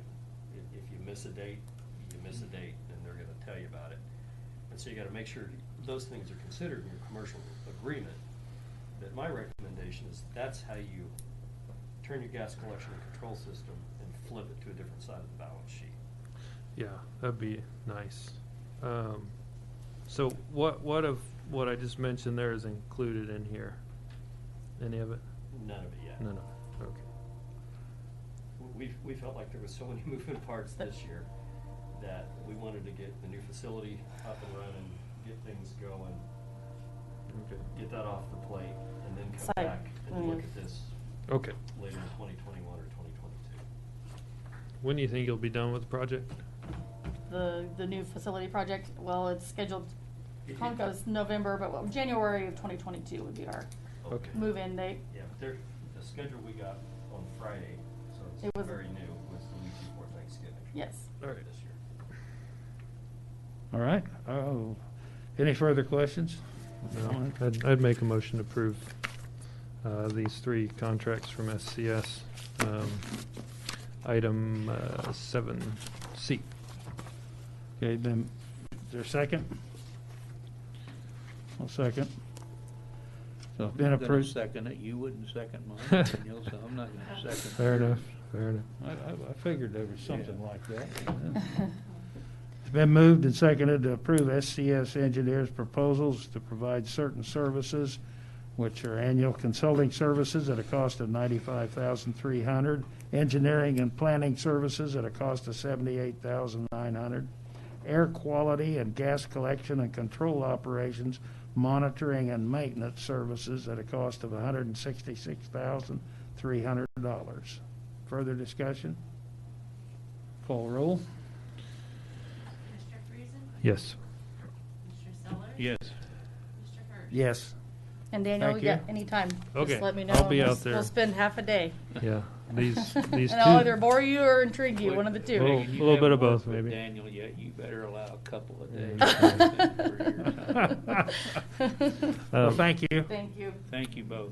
Okay, Yeah, Harlan? Mr. Chairman, I'd like to put one other item on the record and make a motion for Megan and the county administrator to develop a plan for how to increase efficiencies and automate the landfill in an effort to reduce operational costs. I just want to put that as a placeholder for 2021. So I'd like it in the minutes if we can. Do you really want that as a motion, or do you want that as a suggestion with consensus by the commission?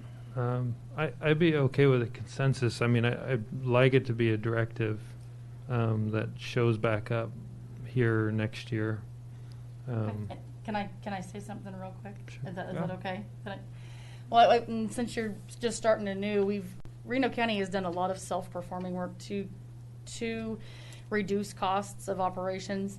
As far as when we have, for instance, next year we have a cell that we have to build, so we will do all the dirt work of the cell construction up into a foot of grade, 2 foot possibly. But in the years we have. I'm just going to say a 5-year time frame. I mean, it's anywhere from $800,000 to $1 million we've saved Reno County. So we've tried to reduce operational costs. The two biggest things that are the most costly for a landfill to run, you've got to have the equipment that can run. I mean, like Monty was saying earlier, if there's a natural disaster, the first people that have to be available to do the work is a landfill, because they're going to be,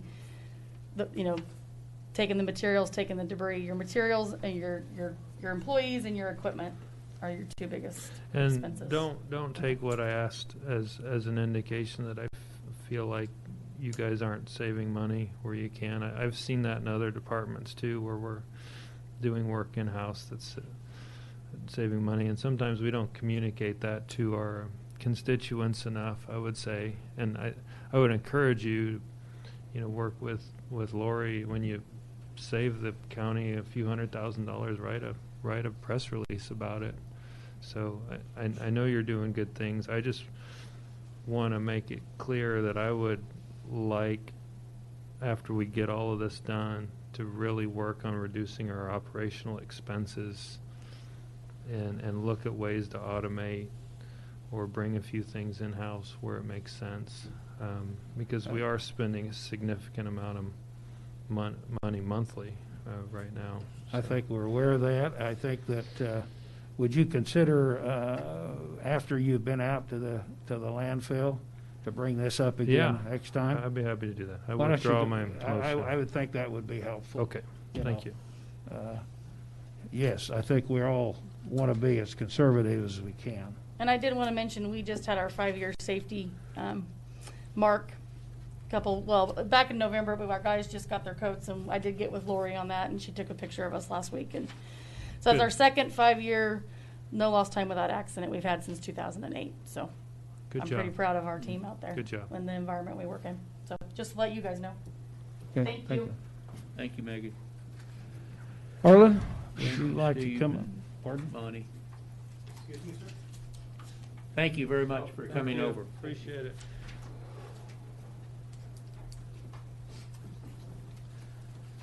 Good morning. Morning. Morning. Well, I'm here just for an update this morning, just to kind of give you all a bird's eye view of what's happening in the maintenance and purchasing area. I'm Harlan DPU director. 2020 was kind of a whirlwind, I think, probably for all of us. But we started off January with an earthquake.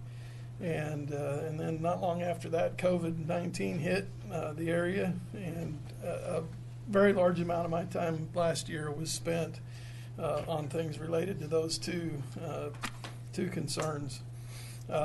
We've had several employees that have had to quarantine last year due to COVID-19 exposure outside of work.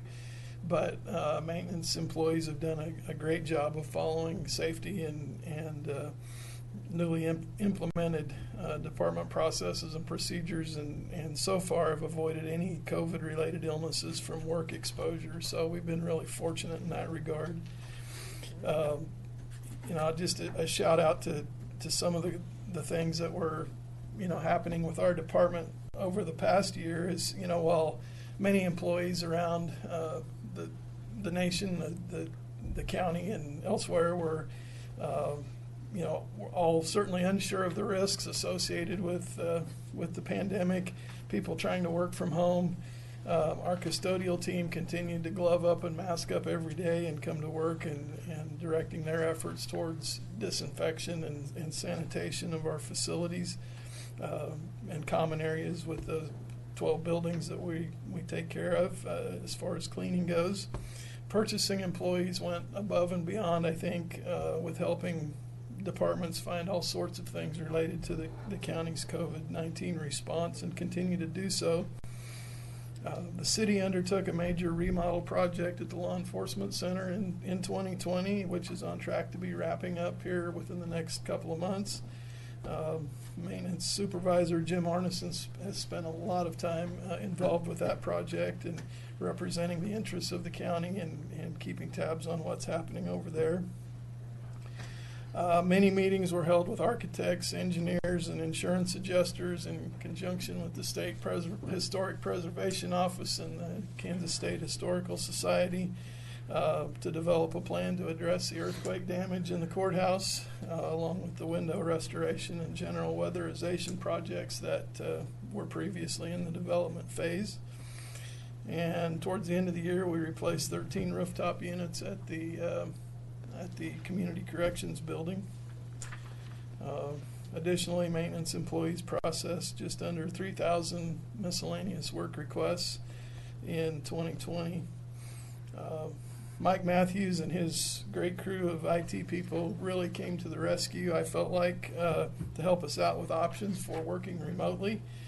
Fortunately, we haven't had to exercise this option for any extended time periods, but when we've needed it, it's been a lifesaver.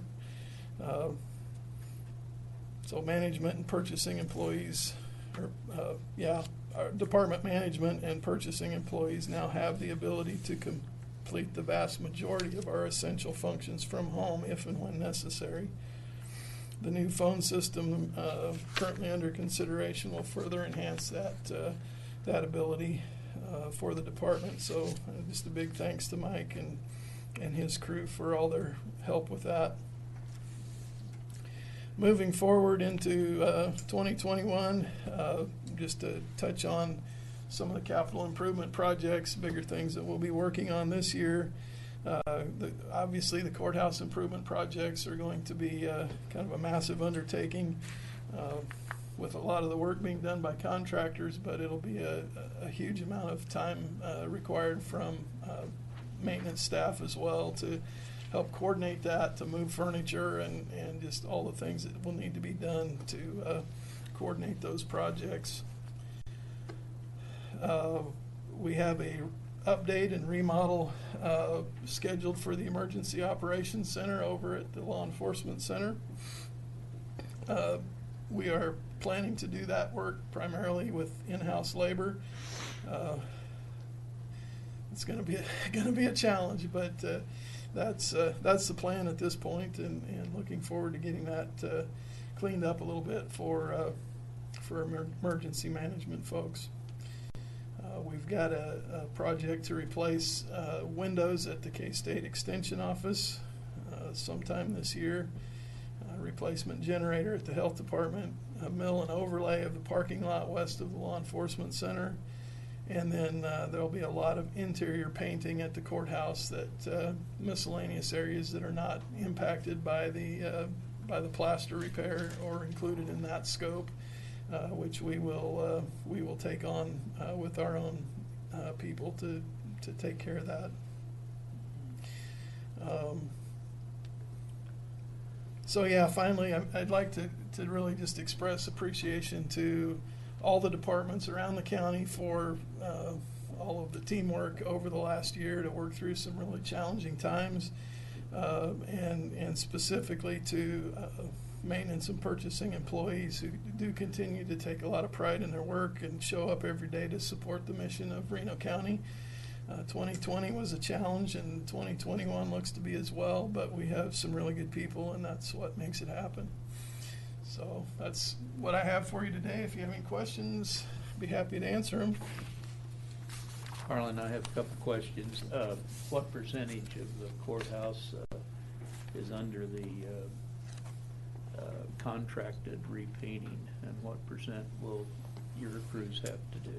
You know, I don't have that percentage right. Can you give me just a? I would guess probably about, and this is kind of a wild guess, but maybe somewhere around 15% will be on our crew. On your part, so a small part of the courthouse. Mm-hmm. Okay, and then just briefly, but I'd like to know more about the purchasing side of your department. Sure. How many people, and are you responsible for purchase orders for every department in the county that comes to you to be purchased, or how does it work?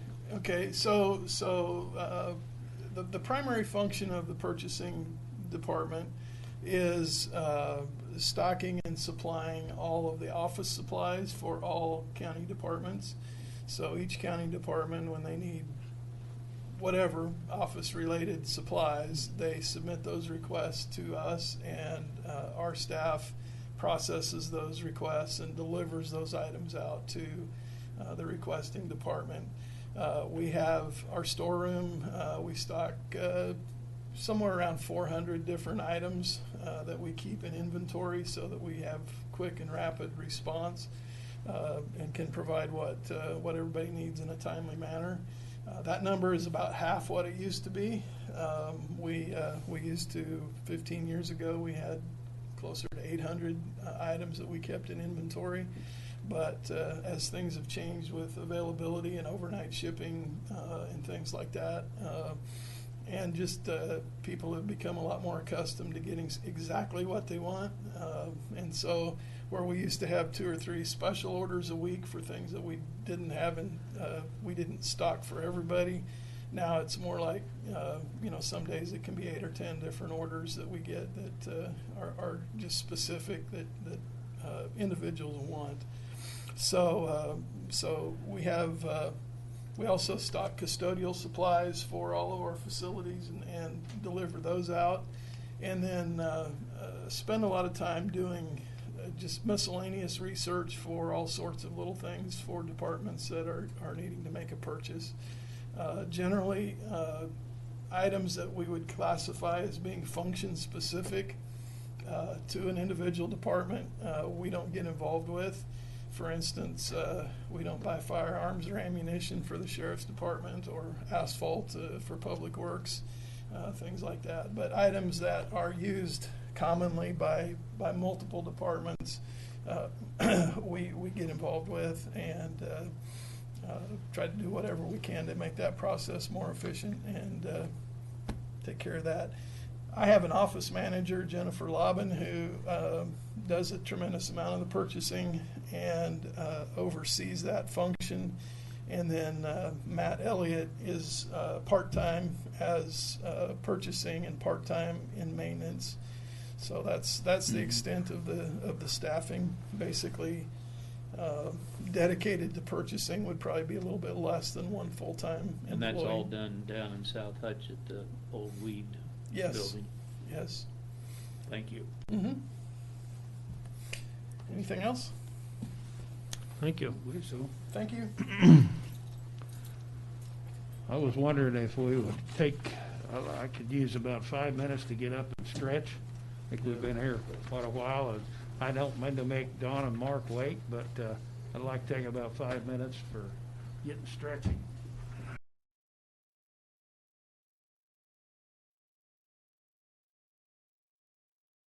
To the Commission of the Planning Case 2020-09, a request by the Reno County Planning Commission for a series of text amendments to the April 2016 edition of the Reno County zoning regulations regarding commercial wind energy conversion systems. And Mark Van Atchen and Don Britton present. So we'll hear the presentation, and then later on we will go, since I have the dates about 11:28 now,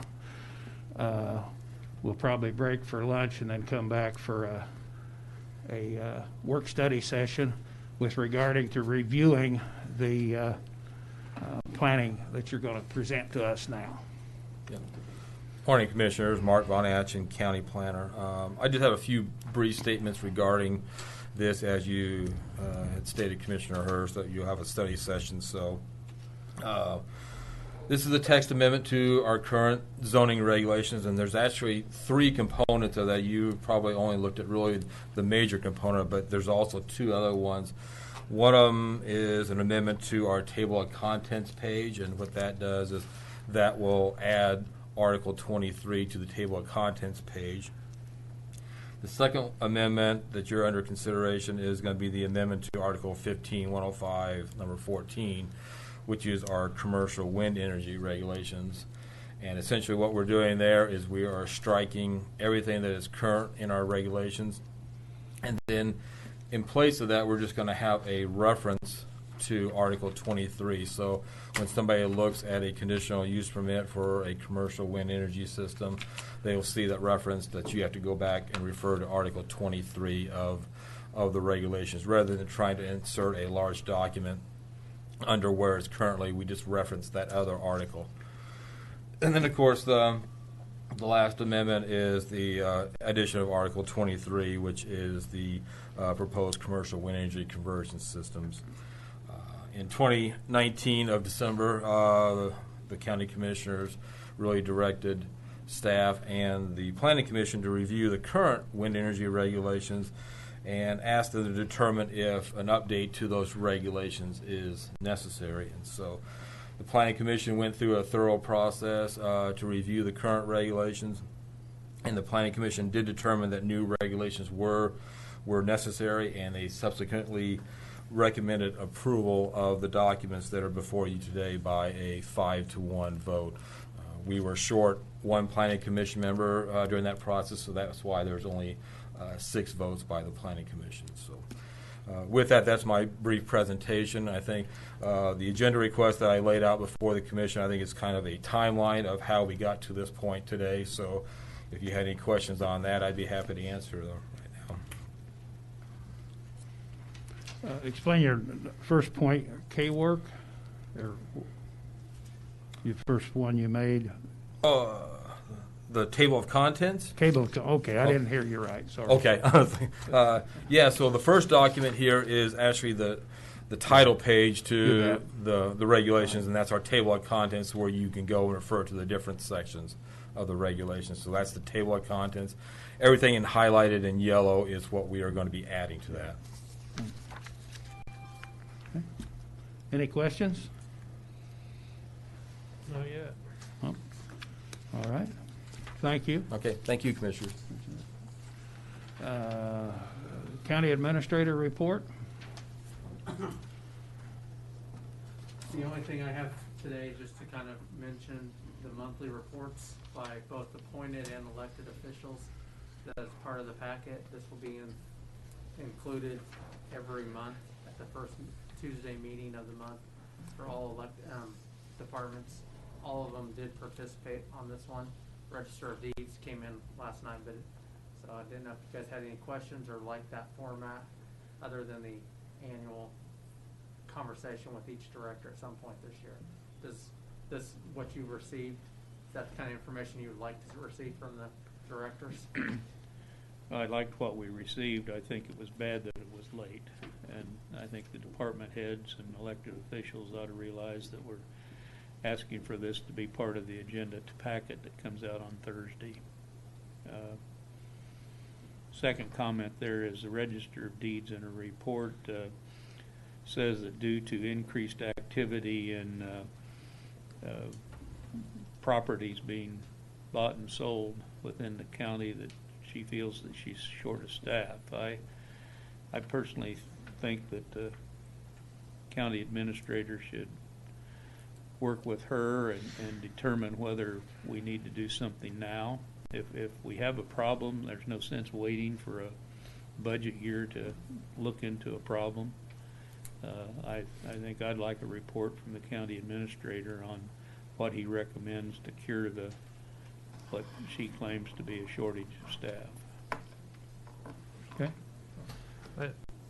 Since we're on that report, I concur with Commissioner Sellers. I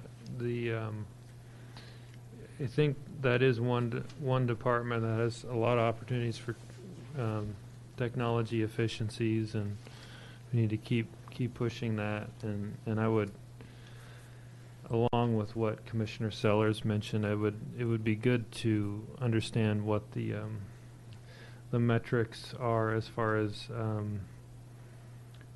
performance. I don't know everything they do there, but I know they do a lot of filing and recording, and it would just be good to understand whether they're behind, whether there's customer service issues that are a part of the reason for the request. I also noticed, and Randy, I don't think you had time or I missed your reply. She mentioned the revenues they have, and I was just curious whether that's a fee funded budget or whether it's mill levy funded or both. That's out of the general fund. Okay. So the fees exceed the expenditures, but it goes into the general fund. So it's not true. It's a revenue item for us. It's a revenue item for the general fund, but her fund is part of the general fund, which does receive property taxes. But she receives more in revenue, I think, than their budget that covers it. Also, I think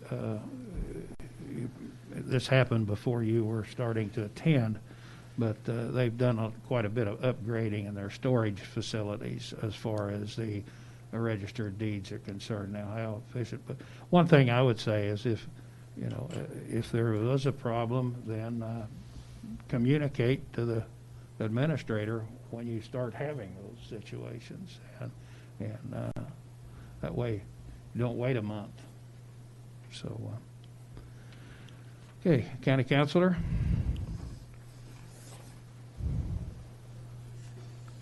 Good morning, Commissioners. Joe O'Sullivan, County Councilor. About a month ago, Mike Matthews appeared before you to discuss proposals and bids that have been made with respect to replacing the county's telephone system, and as a result of that, this board selected Idea Tech's proposal and recommended that I come back with a contract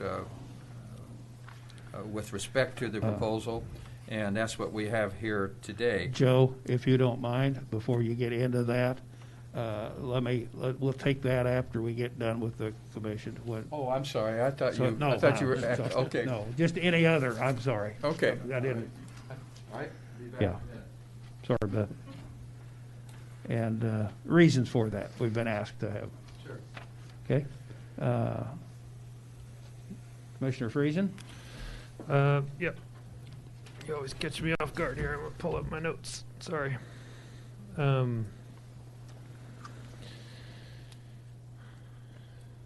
So I just wanted to report again. I know in the packet we have a report from the Health Department and Emergency Management, and I've been working with Randy, just observing mainly on the weekly calls. There's a couple calls weekly related to the COVID-19 response.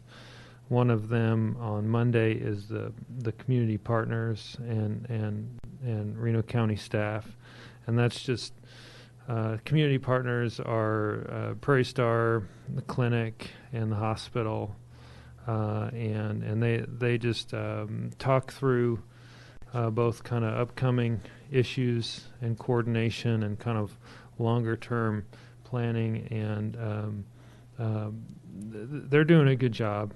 I think everybody recognizes that things can be done even better. There's just it's hard to push for more when you see how hard everybody's working and how much time they're sacrificing away from their family to keep pushing forward. So I just wanted to reiterate here, and I've been bringing our appreciation on those calls of how hard they're working, and it's certainly not easy, and there's some significant challenges, and what I really appreciate is they handle them professionally on these calls, and then they all get down to work, and then we have the result of what we've seen the last 2 weeks on Friday of just a very organized vaccination process. I've received so many notes of appreciation from people that were expecting something a lot worse, and it was it went off without a hitch, and so I appreciate that, and it's been good, I think, to just have a commissioner involved and just listen. And the one thing I've kind of brought up a couple times, and at first it was a little surprising, but it makes some sense. I've asked pretty much every meeting, what can we do as a commission, and I was expecting to hear, we need more money, we need more resources, and they've really have not brought that up. I think they've asked for more communication and more appreciation for what they're doing, and they don't ask for that publicly, and I don't think they expect it, but it would be good for people to let those working on the front line know how much you appreciate them. Being on the front line is, it's pretty serious business. They're taking a lot of, the health department as an example, they're taking a lot of negative feedback just because there's not enough vaccines for everybody right now, and they want to give everybody the vaccine, but I truly believe they've got a good, organized, thoughtful approach that's been coordinated with the health partners. So I just wanted to reiterate, and I think it's been good for us to place a commission member in these meetings and bring this stuff back here. And I just wanted to tell you the things are being handled well. There are definitely things that can be done better, and I know they're working on it. I wanted to make a note just publicly that there's another vaccination clinic this week on Friday, and they've got that full, I think, and you don't have to sign up again if you haven't been called yet. You'll be called as soon as you fit the criteria.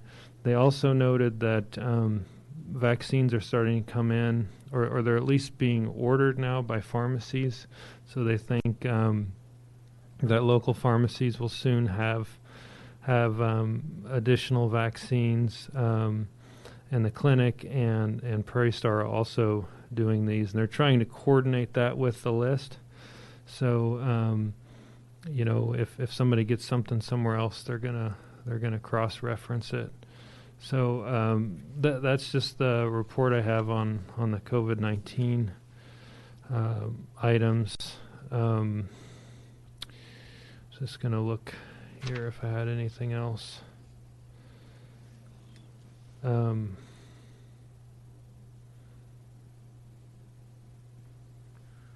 was gonna ask whether Randy and what the commission thought. I know it's going to take some time, but I was wondering if we could back up the deliverable date on all of our packet materials even further. I know, it may take a few months to get there, but if we could like Thursday, the Thursday before the meeting still is pretty crammed for me to review and then communicate with Randy and maybe get some department head feedback. Just end of day Thursday, it really leaves only two work days, and if we could slowly pull that back to the beginning of that week, and then allow more time for the commission to have conversation individually, that would be helpful for me. I don't know what the other commissioners think on that.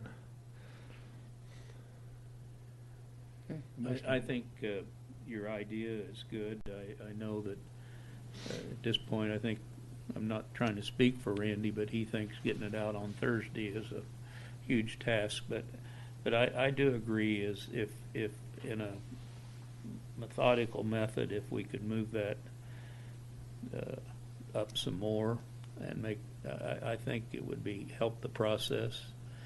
I agree with you that sometimes we ask the administrator to ask a department head on a certain subject for some data, and if we had a day or two more to get that back, some of the data that I requested and you requested, we just received in emails either late last night or this morning, and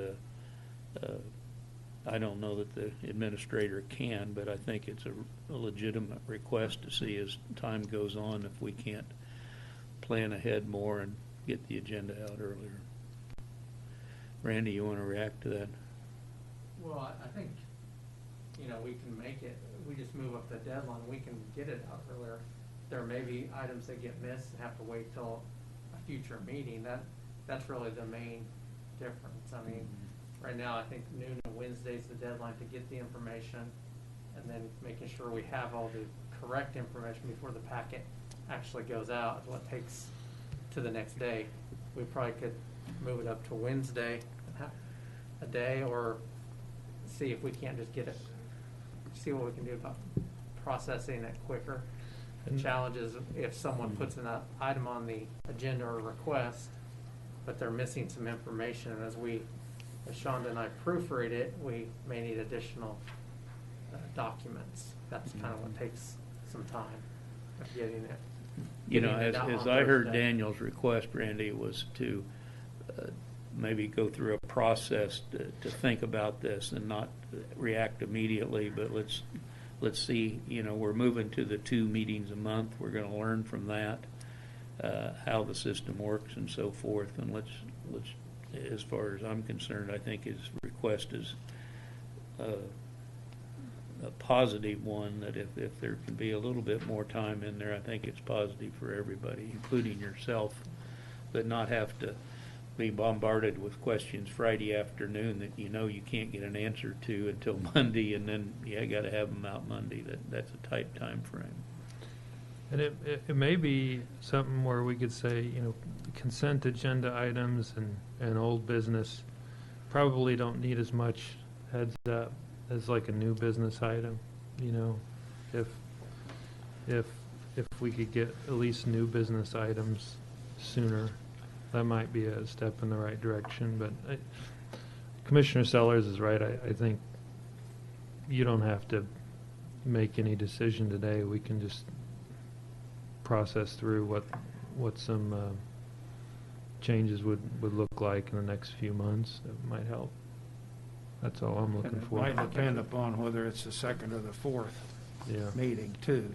Some of them may, with the first coming shortly, and then the second meeting, you may not have all the information on that first of the month meeting. It may work better. And there's not this meeting was a huge packet, has a lot of detailed information. Not every meeting is going to be like that. Commissioner Sellers? I'd like to further speak on what Commissioner Friesen said. I think I, as a commissioner, and people that communicate with me are very happy with the progress that the health department's been making. Megan and Karen, Adam with emergency management. I think we've got a good team that's working very hard, and I agree with everything you said. I think the hiring of a health director, Carla Nichols, is added to that group, and I like the way that she's being an oversight person and letting her team do the work. I think it's, from my standpoint, working very, very well. I don't feel that some of the comments that the judge made this morning are appropriate. I think we're trying to be as open as possible, and if they can get back to the people that are registered in some means, that would be a good plus. But having a database of 6,000 items is something to control that I wouldn't know how to do. So hopefully they can do more with that so that people know. I'd like to know, I did not get to listen to the Kansas Association of Communities, Counties, that call last Friday. Was there anything on this House bill that requires the property tax return Should we be in the process of writing letters to our delegation, or obviously there was an article in the Wichita paper this morning that said in Sedgwick County that they had taken a position on this, I believe, the commission. I believe the hearing is tomorrow. So reaching out to local legislators would probably be a good idea to let them know the problems with it. None of the local legislators, I believe, are on the taxation committee at the House. And this is a House bill? This is a House bill. So, Okay. and just for clarification, so the rest of you are aware, I think you've read about the bill, but it's a bill by the State House that would require counties to refund business property taxes paid by businesses that were shut down during 2020 through now. So between December 2019 property tax payment through the most recent tax payment, any months that they were shut down because of county action, county legislation, they could apply to the county, and the county really can't say no, to refund them for the number of months of property tax that they paid. And this is paid, the property tax includes every taxing entity. So for example, if a business here in Reno County was shut down and they made an application, they were shut down for 6 months, they could say half of their property tax bill that went to Reno County, City of Hutchinson, Hutchinson Community College, School District, all of that, that Reno County would have to refund that amount out of the general fund and not charge any other taxing entities. It's all on the county. So there's a lot of pushback by KA's, Kansas Association of Counties, and counties about the fairness and why this is an attack on local legislation of county commissions making decisions back in March or whenever about the health of the citizens. Now, after the fact, the state has that bill to punish the counties or to reward businesses. But one of the other things with the bill is it doesn't specify COVID-related shutdowns. So if a county, say that because of a nuisance, it may not in Reno County, but a business was shut down for some kind of nuisance, they still could apply and get their money. So it's not, the bill doesn't specifically state COVID-19 related shutdowns. Does that mean that I don't remember that we shut down anybody. What about the state, if they shut down? There were those questions about if a county was just, I guess, following the governor's mandate, and a business had to shut down because of that, there's questions of whether the county may still have to pay that back instead of opting out of the governor's order. There were a lot of questions. I know from what I heard, I listened to that video or that Zoom after the fact last week, and there were a lot of those types of questions, and there's no answers for them yet until the House Taxation Committee addresses that. Okay, will you update us tomorrow after that Yes. meeting of where that's at so that we can reply appropriately? I'm like you, Ron. I don't know that we per se shut anybody down. We didn't but we mandate did anybody. limit the number of people in a venue. Yeah. It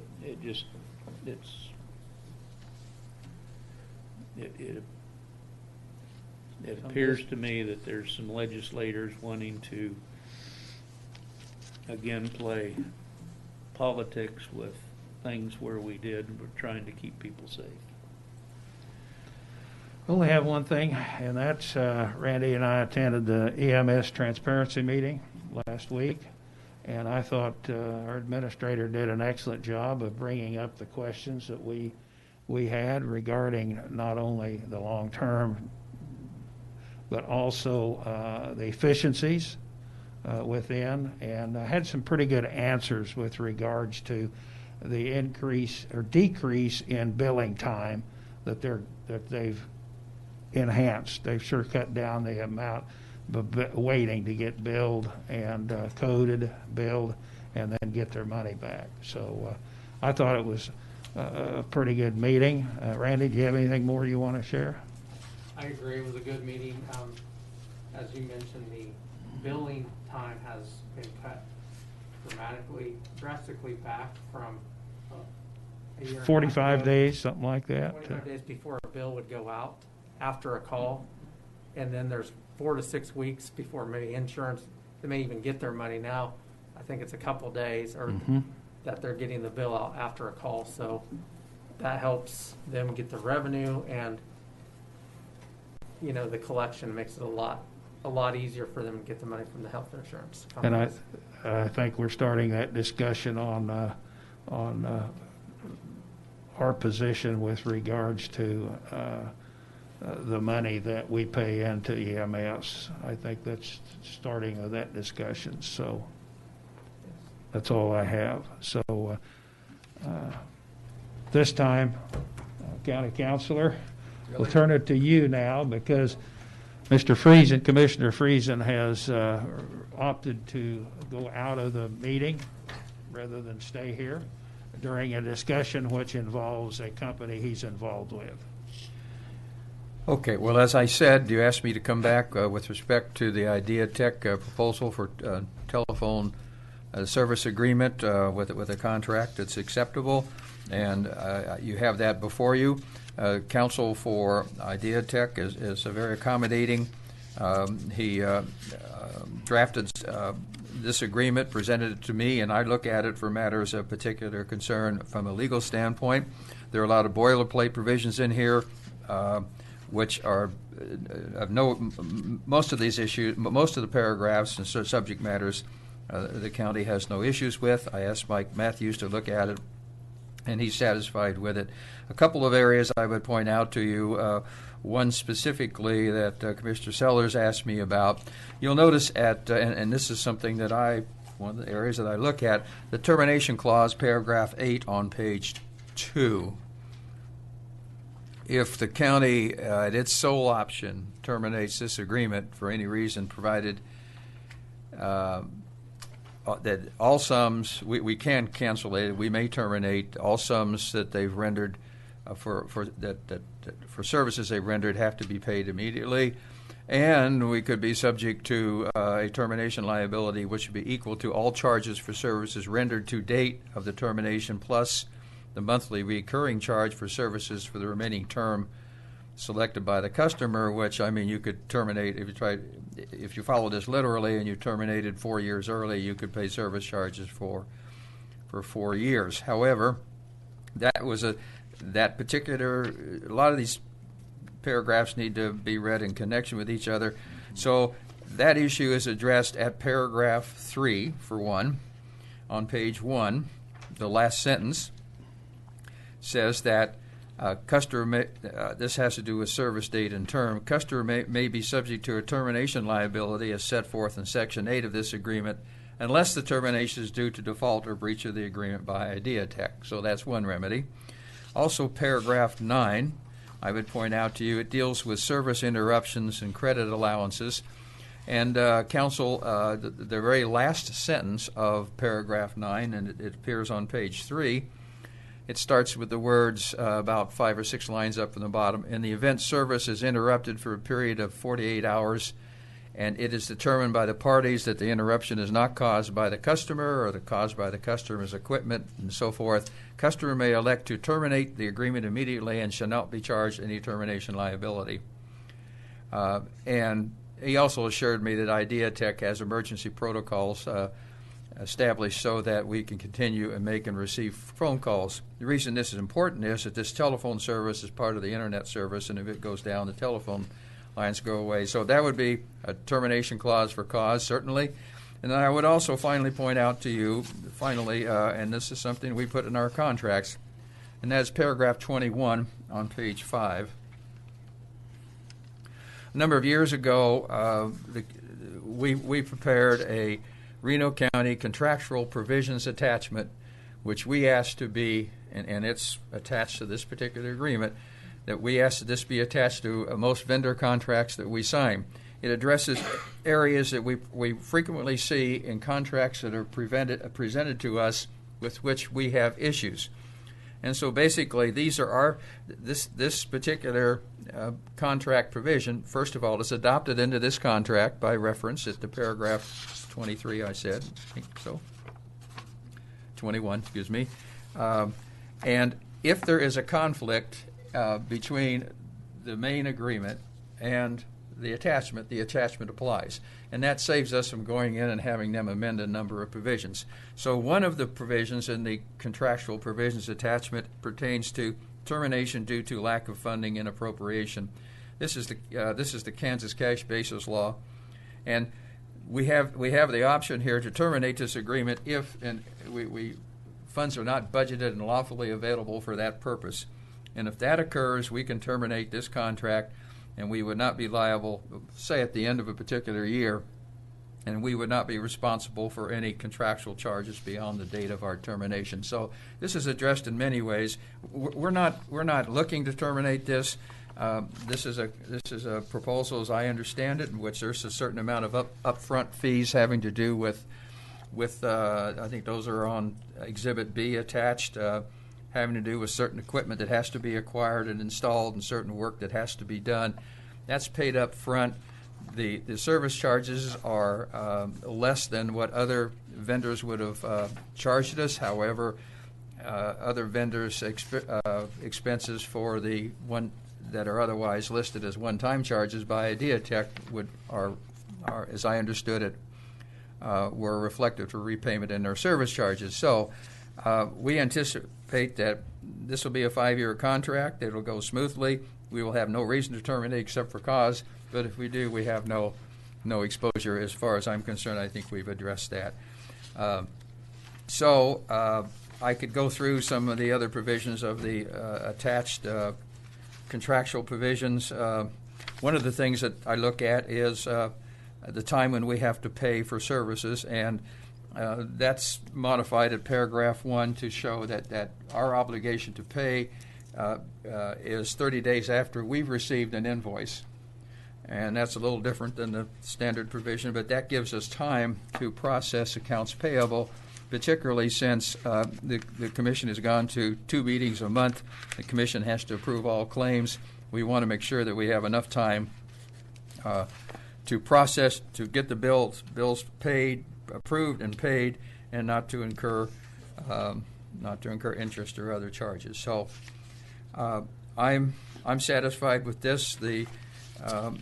If you are as well, I would recommend approval, a motion to approve this service agreement and authorize the county administrator to sign on behalf of the county. And if you have any questions that are not technical in nature with respect to the substance of the services, I hope Mike Matthews has addressed that.